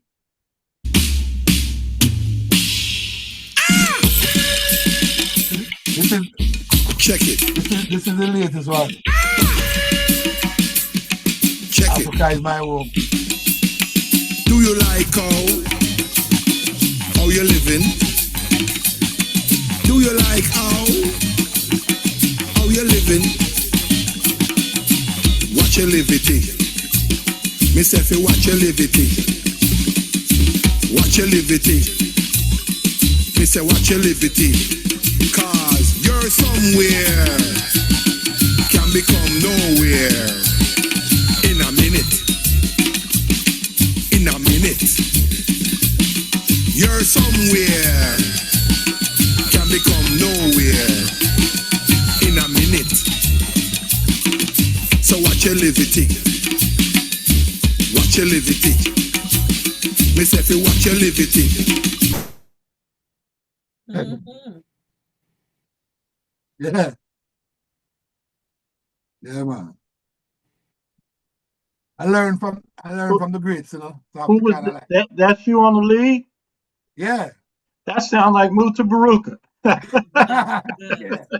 Yeah. I'm nice. doing it's funny, I'm doing lead and I'm playing all the instruments except the guitars. All right. Yeah, man, I play everything, man. Everything. Cause I'm in my little lab, you know, so I'm here by myself and Mhm. everything is kind of close quarters. So Mhm. I just keep putting things on and everything is live. There's no machines. No machine. Yeah. Mhm. Yeah, man. So yeah, man, you know. So So I'm working on some new stuff, you know. do you get a chance to visit schools? And if you don't, would you be interested in sharing your music with children?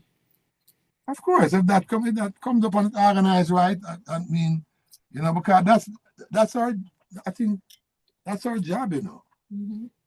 I mean, we have a responsibility, you know, as adults, you know.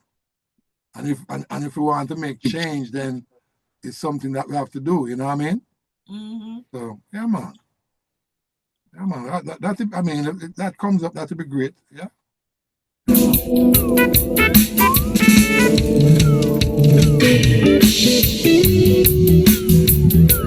This kind of jazzy, this kind of like a jazzy instrumental vibe.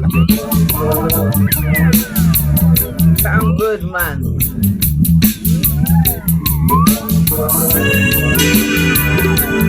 Kind of remind me. I was kind of inspired by Miles Davis.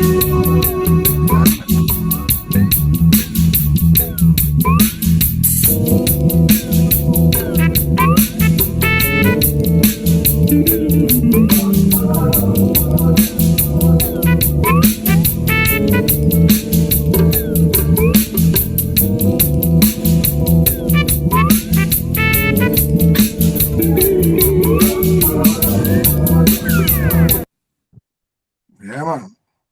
Really nice. Very nice. I Yeah, like man. You know. that. Yeah. But the latest one, I forgot. Oh, there's this one. Yeah, the latest one is called "Thy Will Be Done." Thy will be done. It's do I have it? Yes, I put out 4 CDs, man. But you know, because times are different now, you know, you got to promote your own stuff. But yeah, one it's called "Die Will Be Done." I don't have it. I don't know where it is. Might have fell back around there.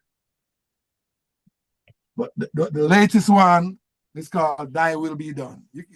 If you go, you'll find it online. Oh,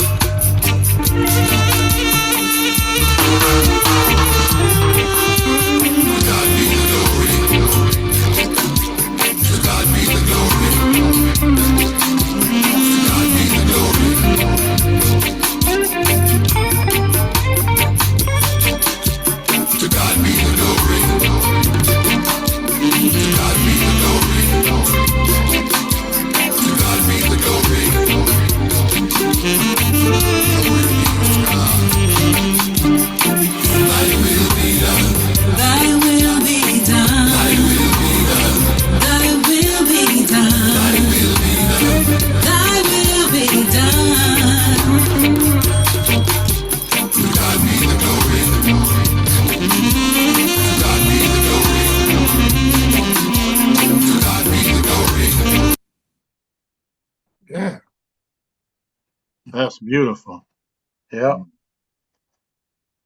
Spiritual vibe, you know. Oh I yeah. can't do it. I can't do any less than that, you know. If I'm not going to do something to at least uplift someone's spirit, then I'm not going to do it, you know. You know, I'm not singer like some people, but if the words come to me and I just say okay, and that is just like a mantra, you know what I mean?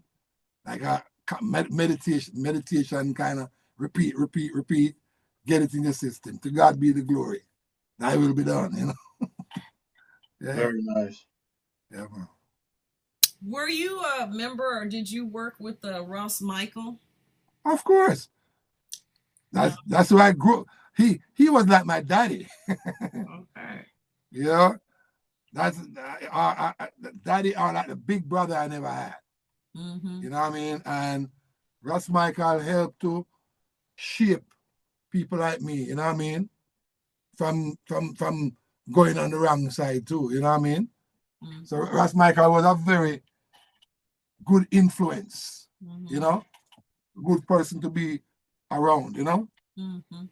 So I learned so much from him, you know, the whole Naya Bingi vibe and the spiritual culture vibe. Yeah, man. Ross Michael play a great role for people like me and China Smith and many others, you know? Yeah, man. Yeah, man. This was in Jamaica when you first started working with him? Oh, yeah. He was influenced from Jamaica. Oh, yeah. Yeah, man. We did something. Let me tell you something with a story. We were down in Negril one time. And we were playing some music, doing some chant, and they were having like a concert thing going on. And we were backstage somewhere on the beach, right? And we were smoking a lot of weed, right? And I mean, the police was there. Something strange happened. We were smoking, but we were kind of exposed to the people, kind of. This police superintendent, he brought about maybe 6 or 8 cops to stand in front of us to shield us from the people. While you were playing? While we were smoking. Oh, while you were smoking. Oh, okay. I mean, it was one of the funniest thing. We were, and this is in the 70s. And Ras Michael, we were the first Rasta group to play inside the police academy. There was a police academy down in Spanish Town, and we played in there. But that place, because it was a police training school, the superintendent, Mr. Weekly, he came and said, please don't smoke any herb here today because of the students. Yeah, he asked us not to smoke, but there was another place that we smoked, you know. And I mean, remember, smoking weed in Jamaica back then was an offense. Yeah, that's right. You know what I mean? But there was a respect. Ras Michael garnered a lot of respect. You know what I mean? So they allowed us to do that. But he begged us not to smoke. When we played at the training school, where the police training school, he begged, please don't smoke here today because I don't want the student to get exposed to that. I said, all right, Mr. Weekly, no problem. Yeah. So yeah, man, you know, Ras has always been good even up to this day, you know what I mean? You know, I talk to him like every other day, you know what I mean? So yeah, Ras has been very influential, you know, as far as us young ones coming up, you know. So I have to give him respect for that, you know. Yeah, man. Santa, my phone just ring a second ago. Yeah. I check it. It's Isachar. He said for hail you up. Ah, nice. Yes. He said, I just tell him I can't talk to him right now because I do this with Santa David. He said, what? Hail him up for us. Yeah, man. Do you have any future endeavors, things that you would like to do, complete, be a part of on your journey of music? Well, it's kind of funny, you know. I kind of like leave things. I don't really think. I'm kind of like the bird who just flies, you know. And I see a landing spot. I don't really think about things too much. I kind of leave it and let the spirit direct, you know, like a spiritual direction. So if something, you know, things will always come and it comes in its own time. And kind of like you get the inspiration, like, okay, yeah, this is cool. I know this is not cool, you know. But to to be honest, I don't really make a lot of plans because sometimes you make plans and it might not even be what you want to do. It might not be even something. So I just kind of leave it to the spiritual vibe, you know, and just move with that spirit. You know what I mean? Yeah. So I don't really make a lot of plans like that. So, do any of our listeners that are joining us at this time, does anybody have any questions for Mr. Santa Davis or any comments at this time? If so, please speak. I'll forever hold your peace. I know Stevie unmuted. Well, I'm here, Stevie. You know, I don't say. Yes, I'm enjoying the interview. You know, I just enjoy the vibes. Yeah.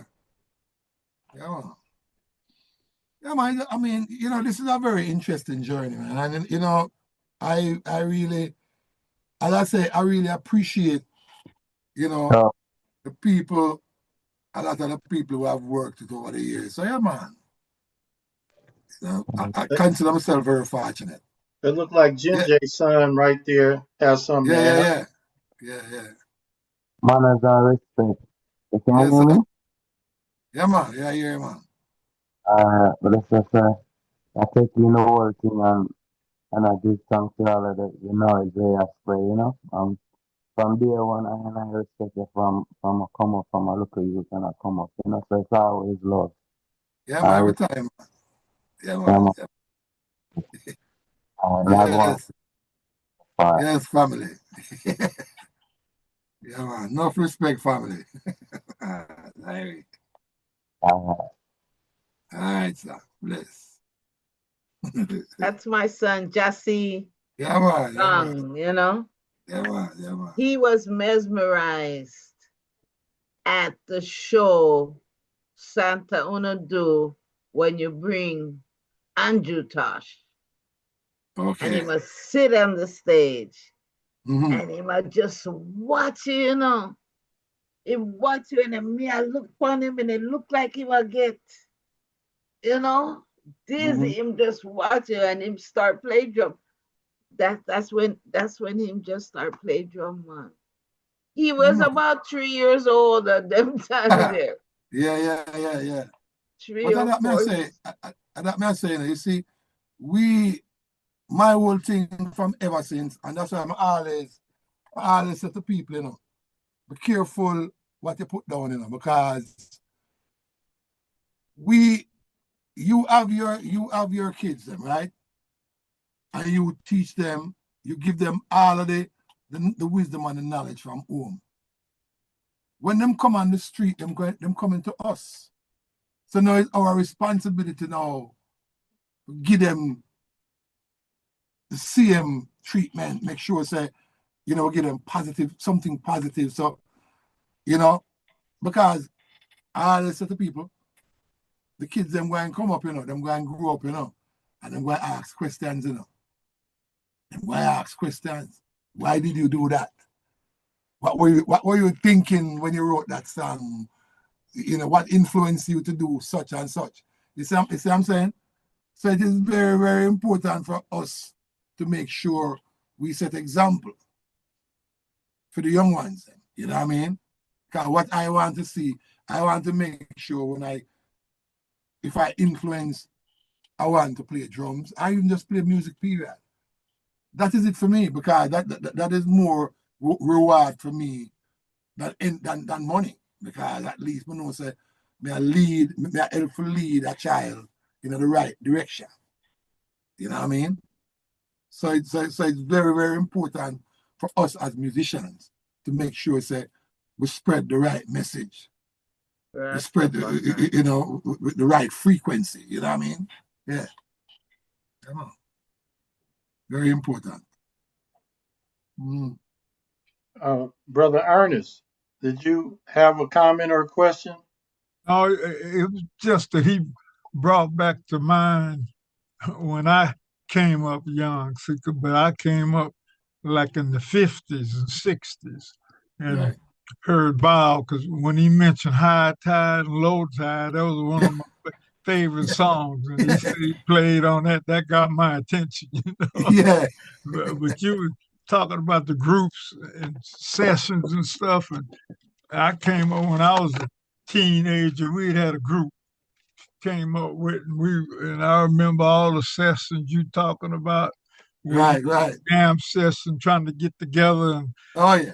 I sang with these guys from like the mid 50s, from about 1954 up to about 61. Then I got drafted in the military, and then I left the group, and they went on, toured around, and went to a lot of different places. And they put out a couple of songs, but it never really got big hits out of it, you know. Right.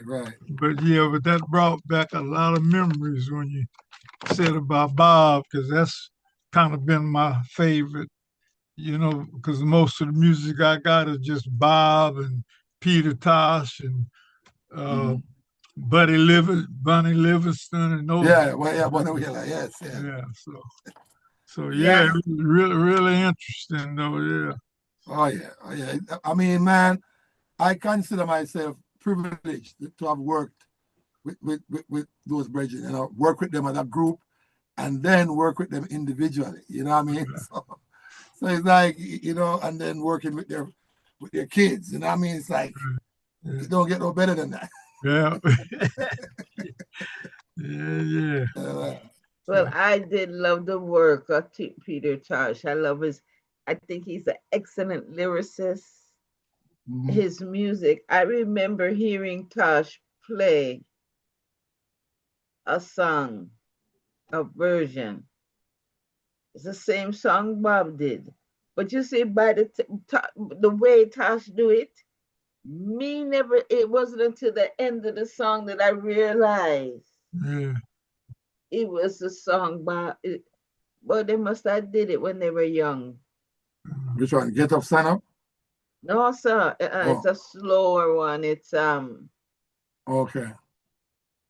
Sure. I still remember the name.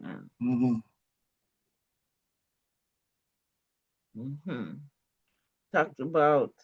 Well, I'll tell you one that I really like is and Bushman did a real good job with it. Xavier. Oh, Xavier. Yeah, that's a beautiful song. yeah, man. Oh, I love it. Love it. You play on that one, Santa? No. That was Carl Barrett. All right. I think it was Carl Barrett. That was the time. That was back in the day when, you know, he could use Carl. You know, there were session players back then, and then I guess, you know, when Bob decided that he wanted to have his own sound, he was like, "Yo, we have to lock on in, you know, okay, I make the sound go all over the place." So that's when they became exclusive Bob Marley musician, you know what I mean? But they recorded with Bonnie and Peter. But was Carl Barrett playing that, man? Yeah, man. Great Carl Barrett. Let y'all be praised. Yeah. For real, man. Yeah. We recently lost another part of reggae royalty, Stephen Cat Core.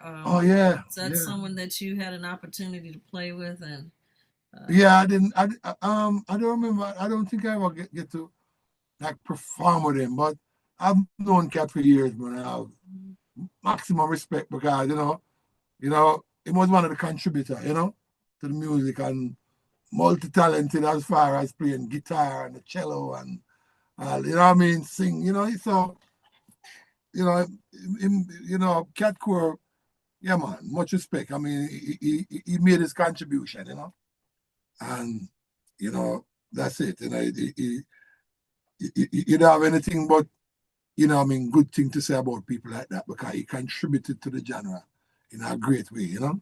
Yeah, man. Much respect, yeah, man. And Jimmy Cliff, we lost him not too long ago. Yes, also. yes. Yeah, I work with Jimmy Cliff. Actually, the first, well, 76. Yeah, yeah. That was the first time. Jimmy Cliff was the first time I came to New York. Oh. Back in January of 1976. I remember coming to New York when it was freezing cold. Oh my God. And I'm coming from the islands. Don't have, because I've never been in the cold before. So I came to the US, no winter jacket, no this, that. And somebody said to me, bro, you gotta get your jacket, man. You can't do this. You will die in this thing. I said, okay. So I went to I found this army surplus store, and they had, like, because I used to love military stuff. So I bought this military jacket, and it was a down jacket, you know. Mm-hmm. I put it on and said, yeah, okay, now I'm warm. And then there was Wow. and then there was a store.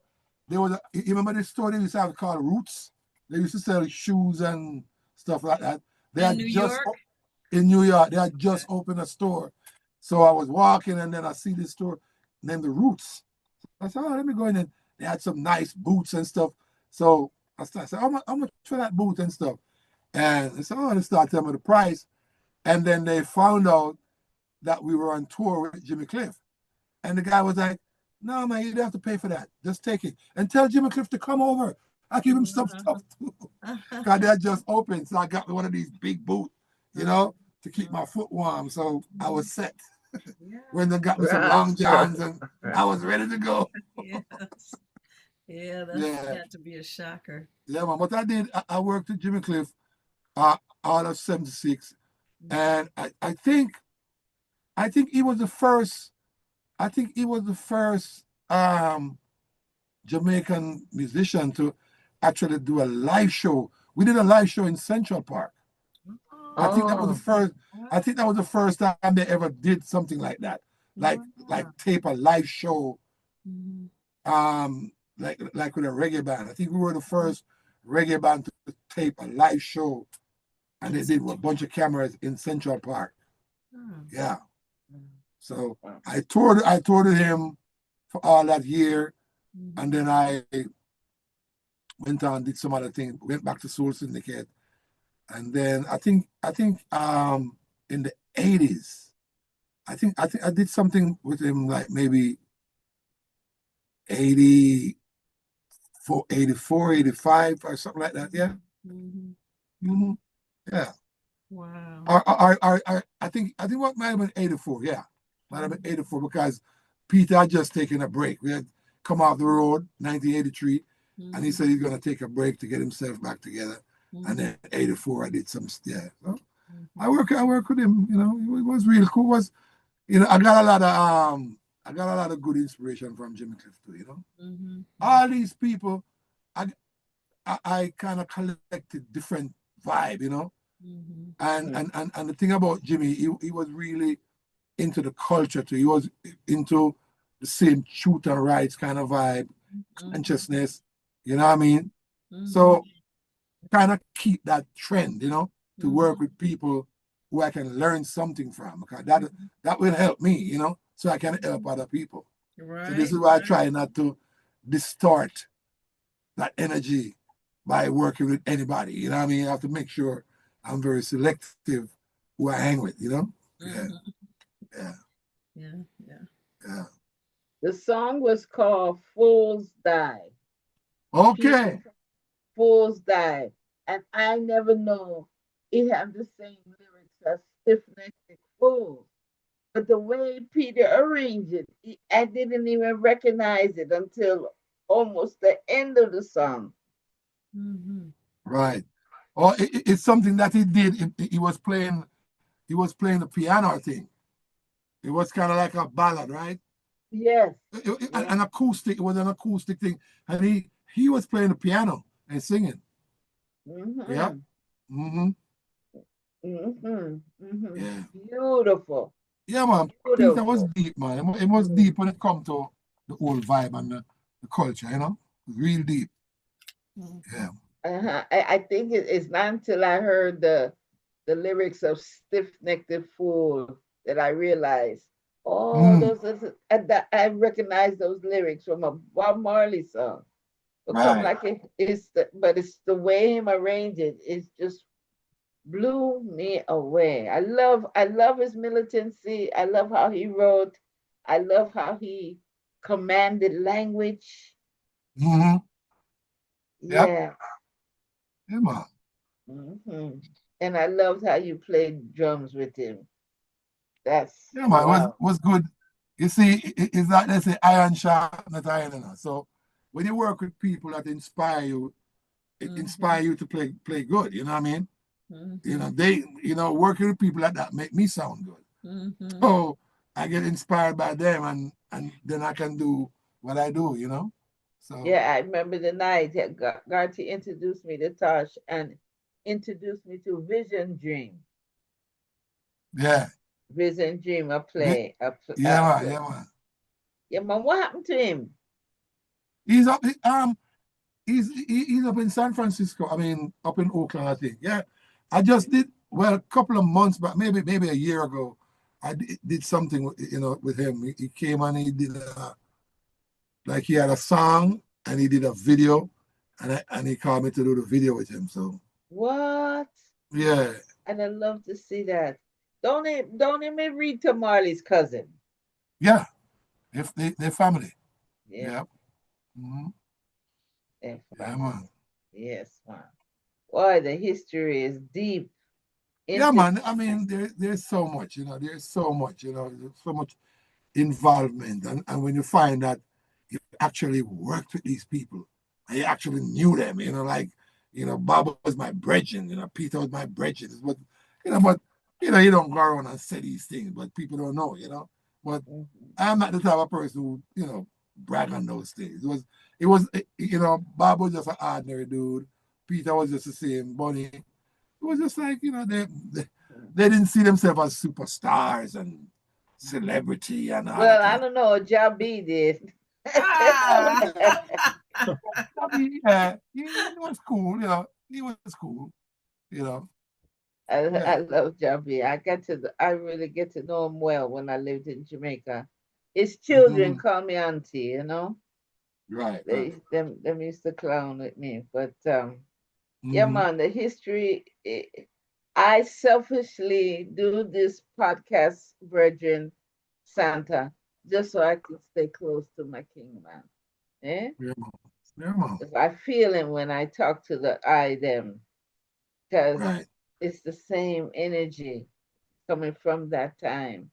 right, And right, so I really give thanks, Santa, that you take time from your very busy schedule to sit with I, because we are on seventh heaven tonight. Hey, Rashaki and Mashariki. yeah, Mm. Oh, man. most definitely.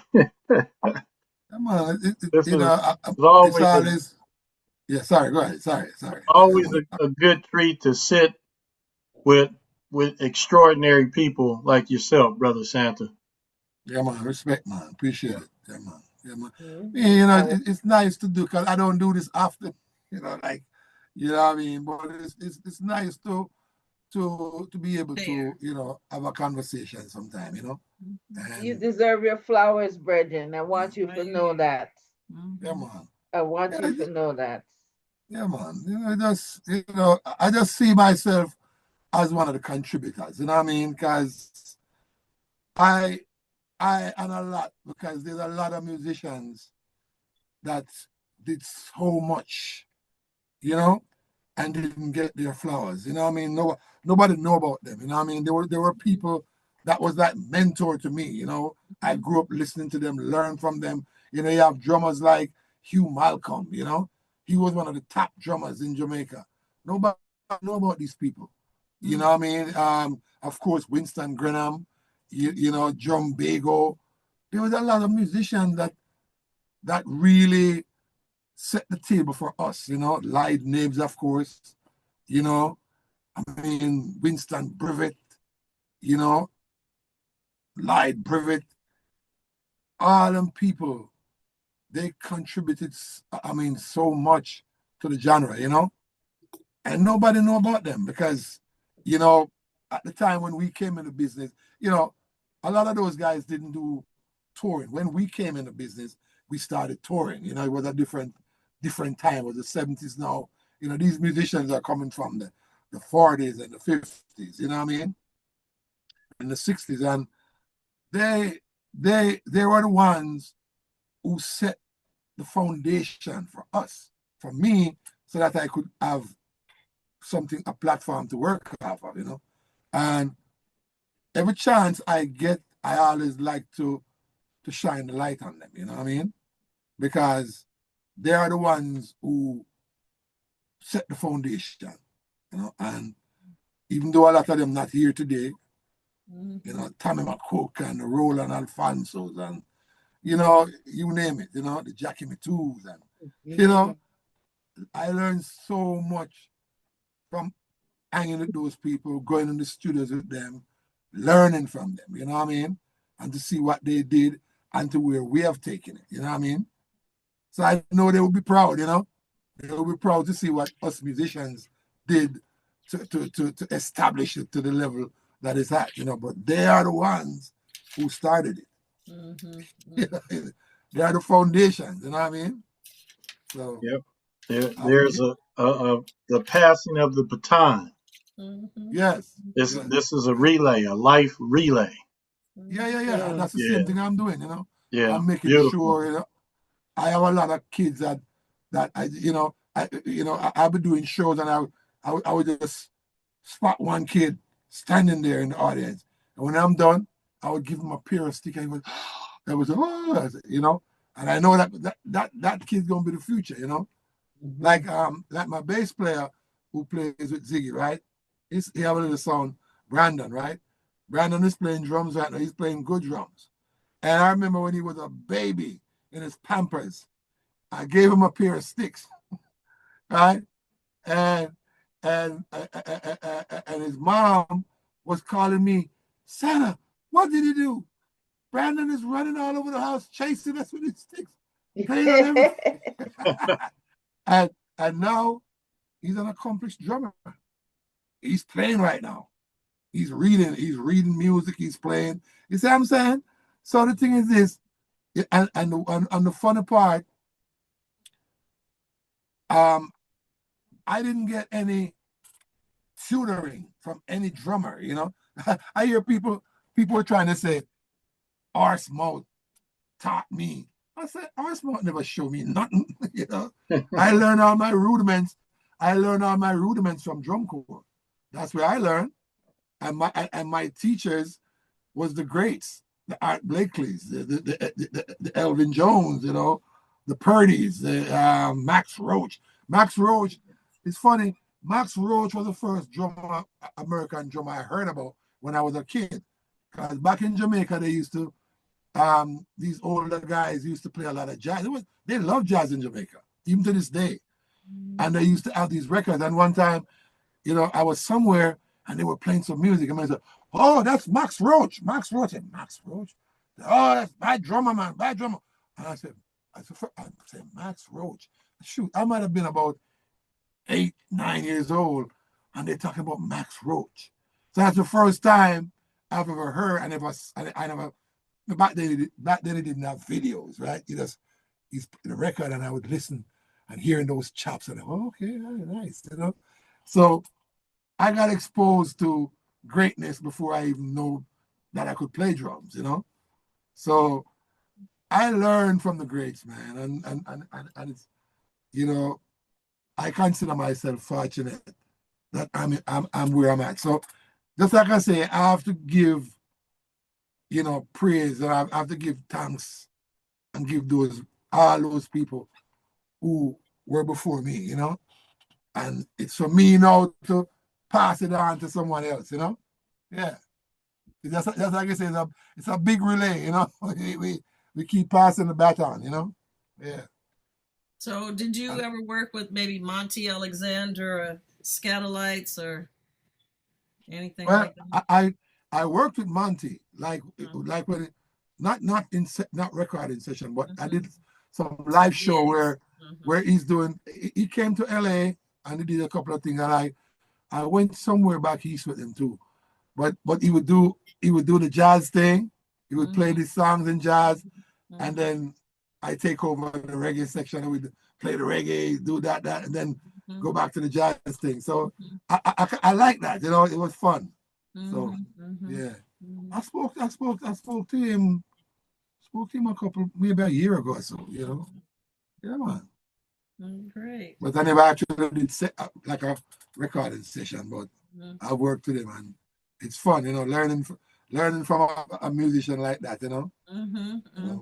And he's telling me all the great people he played with. Like, you know, he played with a lot of the great ones. I think he worked with Frank Sinatra and all of people. Yeah, he's played with a lot of people. I said, what? And for those that don't know, Monty Alexander is a jazz pianist from Jamaica, but he does a lot of work here in the United States. Plays with a lot. Oh yeah. What about Ernest Ranglin? Oh yeah. I used to. Ernest Ranglin's a guitar player. Yes, we used to work with Jimmy Cliff together, you know. And the first time I did a commercial, it was with him. It was a bank in Jamaica. I think it's called a Canadian Imperial Bank of Commerce, and he did this little jingle for the bank, like a thing, and I did that with him. And I said, wow, that was cool, you know. He called me and said, oh, we're going to do this jingle for this bank. I said, okay, cool. But yeah, man. Ernie Ranglin, man, yeah. Yeah, man. What about Dean Frazier, the saxophonist? Oh, yeah. Did a lot of work with, you know, like, worked with him, you know, live shows and, you know, studio stuff. Yeah, man. So yeah, man, all those musicians, man. We you know, you're a very well-rounded drummer. You're not. I mean, you happen to play rocksteady reggae, but you play more than just one genre of music. Yeah, I even did a song. I did a song with Chaka Khan. You know, you remember that? You remember that? That program they used to have. I think it was this guy LeVar Burton. Reading Rainbow. There was yes. And then I was working with Eddie Griffin. Eddie Griffin was doing his TV show, but he used to like do the P-Funk. The comedian, and he used to like to do the P-Funk kind of things. So I used to be working with him. And we used to perform at. I remember that place right there on Sunset called the Coconut Teaser. Yeah. It was right. It was right. Yeah, it was right at Crescent and Sunset. It was right. So it's had a lot of names then. It's had other they changed the name, but I don't know what it is. Was that the candy store also or something? I don't know. But at the time it was called a Coconut Teaser. But anyway, we used to do that. So we were doing a session one time in what's the name? Not Columbia. It wasn't Columbia. Anyway, we were in the studios and she was doing some things with him too, right? So she sang the song, but then, you know, she played a little drum too, you know. Drums, yes. So she was playing the drums, but it had a lot of chops in it, you know, where she was having difficulty.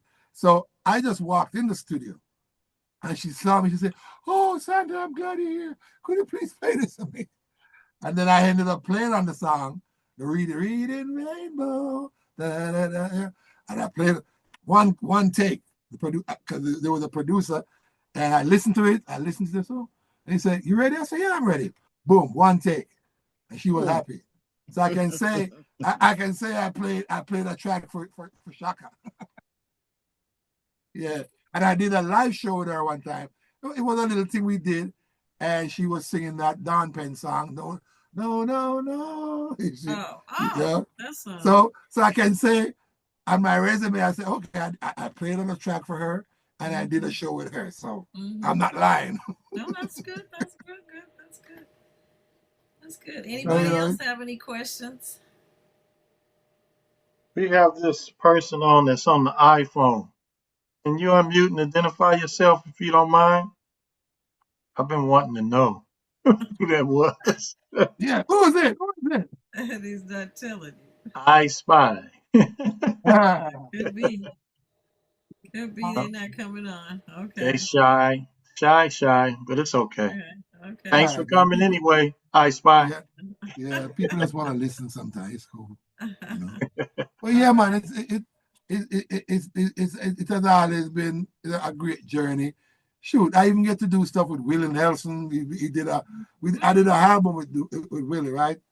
And but um, the company wanted him to do like some songs, like some new songs.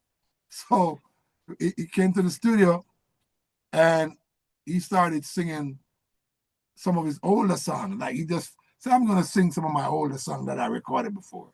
You know, I don't think the record company liked that, but he did it anyway. Me, Willie Nelson.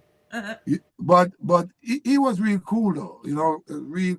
I mean, you know, you run into a lot of big top musicians and stuff, and they kind of have an attitude, and you know, but he was cool to the point where, country and western singers, those guys, they kind of like one strike on the chord and then they start singing. Mm-hmm. And the moment I rolled out the song, he started singing. So I have to stop and I said, "Hey Willie, you know what? Why don't you let us play like a 4-bar intro and then you come in, you know?" And he was cool about it. He was like, no, this is how I want to do it. He was like, "Oh, okay, cool," you know. Because I was kind of saying, let the rhythm introduce first and do a 4-bar thing and then you come in. And he was cool about that. You know, so I'm like, it's nice working with people like that who don't have inflated ego, you know, like, Yeah. You know what I mean? He was real cool. And he was burning his stuff. He comfortable with the skin he in and who he is. Yeah. Laid back. You know? Right. You know. So that was real cool. You know, real cool. You know, run into a bunch of people, man. That, you know, in the business, you know, they, you know, yeah. But I just, you know what, man, I love what I do, and you know, I just love to see when I do a show with someone, you know, and see the smile, you know, and the compliment that someone would come to you and say, "Oh man, you guys were great. I enjoyed it. I can go home feeling good." You know what I mean? So, you know, just simple thing that make me feel good. Mm-hmm. You know, you know, people always come to me and they say, "Oh man, you're the greatest drummer," and stuff. I say, "Well, I can't say." Yeah, like people would say, "Oh, you're the greatest reggae drummer," and I'm like, "No, not like that. It's a big group of us. I'm just one of the participants. I'm just one of the people who, you know, there's a lot of us who contributed to this, you know, reggae experience." Mm-hmm. You know what I mean? So what, you know, someone said to me, I don't know if it was Steve who said it to me one time, like, "Well, you don't know what you did to that person, why they think of you as the greatest." You know what I mean? That's true. I think it was Steve who said that to me one time. And I was like, But it's like you don't want to burst, you don't want to burst someone's bubble, you know what I mean? So you definitely showing your humility. yeah, but it's true, because I can't take credit for everything, because I'm just one of the guys. I'm like, I always tell people, I am one of the link in the chain. You know what I mean? I'm not the whole chain. You know, it's a bunch of us who contribute to reggae music. So, you know, when somebody comes to me and say, "Oh, you're the greatest reggae drummer," I'm like, no. Yeah. So if I'm the greatest, then what about those other guys? They're the greatest too, because we all contribute to the same thing. You know, we might play different, we might have different approach, but I really can't take that credit by thinking, "Oh, it gets to my head in a way. Oh yeah, I'm the greatest reggae." I can't do that. It's hard for me to accept it like that, you know? It's definitely a unit, that's for sure. Yeah, I mean, we all contribute to this. Every reggae drummer, if our musician, if that guy only played on one song, he did his part. If he only played one song in his whole life for the genre, you know, he contributed to it. He made something happen for this particular thing. So it's a big troop of us, and we all contribute, you know what I mean, to make it what it is today. So I'm just one of the guys. I'm just one of the guys. Really, I'm not gonna, you know, because people say that and I get this uneasy feeling because I don't want people to think that, oh, I believe that, because I can't, you know what I mean? But as I say, someone said to me, this person saying that you are the greatest, to them, you are the greatest drummer, then maybe you might have to leave it at that, because you might not know what you did for that person, why they feel that way, you know? But on a whole, if somebody come on the internet or, you know, on some news reel and say, oh, well, Sandra Davis, or in a live, like you're doing a live show, and somebody go, well, we have here the greatest reggae drummer of all time. Like, no, don't do that. No. The last gig I saw you on was with Fully, and I watched your drum setup. And it was a little different than what most drummers I see, because you had everything, your own everything, own mic on everything. I didn't see it being a part of everything else. Could you just speak a little bit on how your drum setup is when you're doing live compared to maybe what people might generally use? Well, okay, so it all depends. Like when I'm doing, like normally, like when I'm working with Ziggy, I have a full drum set. So I have like, and it was the same thing like with Peter Tosh. I used to have 4 rack toms, timbali, and a floor tom, right? So it's about 4 rack across, timbali, and a floor tom. Then I would have some electric. Back in those days, we used to use those little syndromes, those electronic pads, right? Now, like with Ziggy, I'm just rolling with 3 rack toms, 1 floor tom, a timbali, and a bunch of cymbals, you know? But it just depends, because I can play with any kind of configuration. I don't, only when I work with Zig, because range of motion and things that I do, certain things, I need those toms in order to foot. But I can still do without them. But that's the setup. If I'm doing like little gigs around town, it just depends. I might have 1 rack and a floor tom and a timbali, snare, and, you know, kick drum and stuff like that. So it just depends, because, you know, a drum set, you know, you take a long time to set that up. So if I'm doing, when I'm on the road with Zig, you know, we have a drum tech, so I don't have to set nothing up. It's being set up. But when I'm doing my thing, it just depends. I might roll with 2 rack toms and a floor tom, timbali, cymbal, and stuff like that. But, you know, my playing is adjusted by what my configuration is. So I can use any kind of configuration and still play to maximum effect. But it just depends, you know. Whenever I'm doing like a big show where I need, you know, coloring, you know what I mean, then I might have to use like, okay, I need 3 rack toms and floor tom and stuff like that, you know. So yeah, that's basically the setup. But, you know, I mean, I can play with any setup. I can play with no rack toms and still, you know, keep the beat going, you know. So yeah. So it's not like okay, I'm married to, because you might go someplace, like they say, okay, we're renting some stuff. And you might go there and it might not be what you need. So you end up with minimal stuff. And you say, okay, I'm cool. I'm not going to be crying like a baby. Oh, no, I wanted this. No, I'm going to use what I see, you know? Yeah. And that's how I do it. I try not to be too specific on stuff, because things might change, you know? So but when I'm going anywhere, if somebody say, oh, they have a drum set, I still carry my snare, I still carry my foot pedal, I carry my throne, and I carry my timbali and my cymbals. So I'm still carrying things, and of course my stick bag, you know what I mean? Yes, so right. I'm carrying my essentials that, you know, I want to make sure I have it, because I play a certain type of cymbals, and my pedal, you know, my seat, I'm very, you know, weird when it comes to, particularly when it comes to drum throne. I just want to be sitting on everybody's drum throne. So that's right. I travel with my own, man. You see what I'm saying? Yeah. But I travel with essentials. Like like the carpenter don't go to work without his tools, right? Or the mechanic come to fix your car and he's asking you for tools. Nah.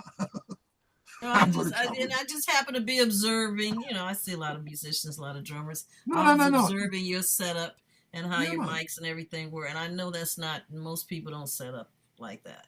Yeah, I mean, it depends. It depends on how important you see your job. And it is very important to me in order for me to give the audience, because the audience pay their money. They don't pay to come to see some mediocre stuff. And Yes, a right. lot of time you have musicians who, the way, I like to carry my stuff covered. Like you bring your stuff in a bag and it looks uniform. People, you have guys that just come with a bunch of stuff and it looks like, where did you get that? You know what I mean? And it looks kind of like you're not professional. And for me, I have a certain amount of professionalism that I have to, bring to the thing. So I'm presenting something to you. I don't want you standing there looking like, what is that? No.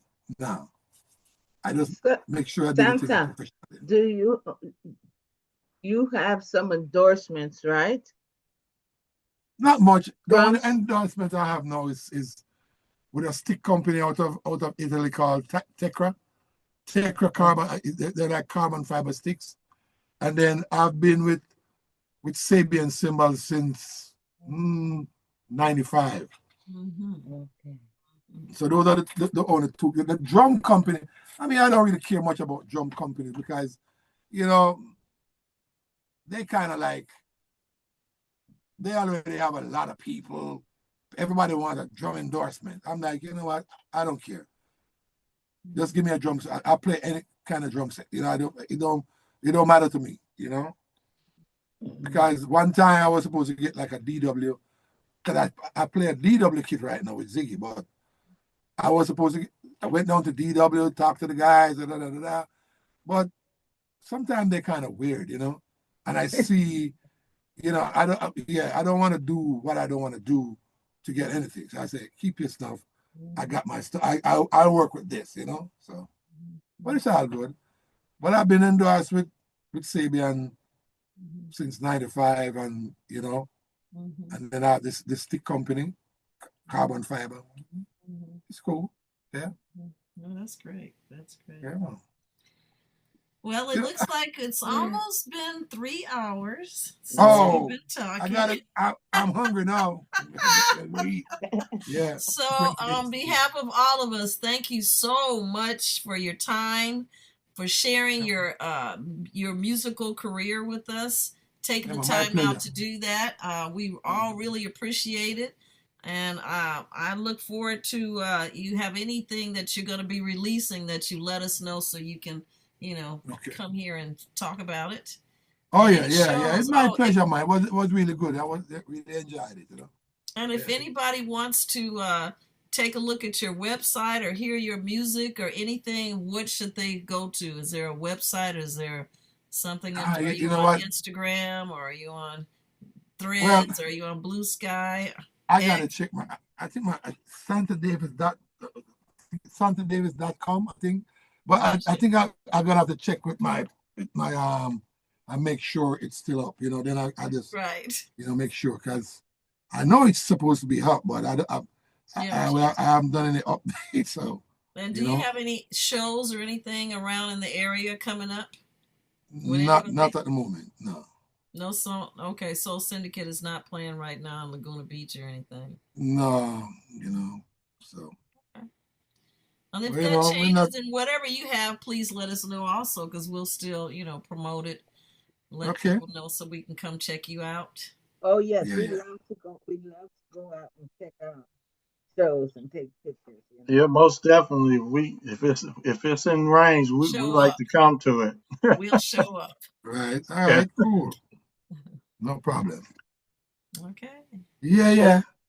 Appreciate you, brother. Appreciate you. Again, my pleasure, man. I appreciate love this Santa. Give thanks so much, because like I said, I love you from my heart. I love the history. Yes, and it yes. just bring me close to Brother God. So Yeah, man. Give thanks. It was my pleasure, and thanks to everyone, for having me here, and much love and blessings to everyone, Yeah, Yes. man. Yes. Thank you. Thank you. And Yes, thanks my to brother. everybody who came out this evening. And we're Yes. going to keep doing this, and hopefully we get a chance to get Santa back home. Oh, yeah, definitely. Yeah. Yeah, man. All right. Appreciate it. I kind of like this. That's good. That's good. Well, we really appreciate you being here. Most definitely. We do. Yes, we do. and All when right. Oh, the yeah, we'll definitely keep in touch. No problem. yeah, when the brethren puts this all together, it definitely Mashariki will definitely forward it to you so you can All Yeah, right. watch that's it right. again. When it's All finished, right. we'll send you a Yeah, no link. problem, man. Okay. Blessings. All right. Right. Parting Bless greetings to everybody. Everybody continue the great day. All Great right. evening. Blessings. Rastafari family. Rastafari. All right. And give thanks, Ernest, every time you there is giving Ernest. us support. I really That's right. Yes, appreciate Elder seeing your brother face. Ernest. Yeah, That's man. Yeah, right. man.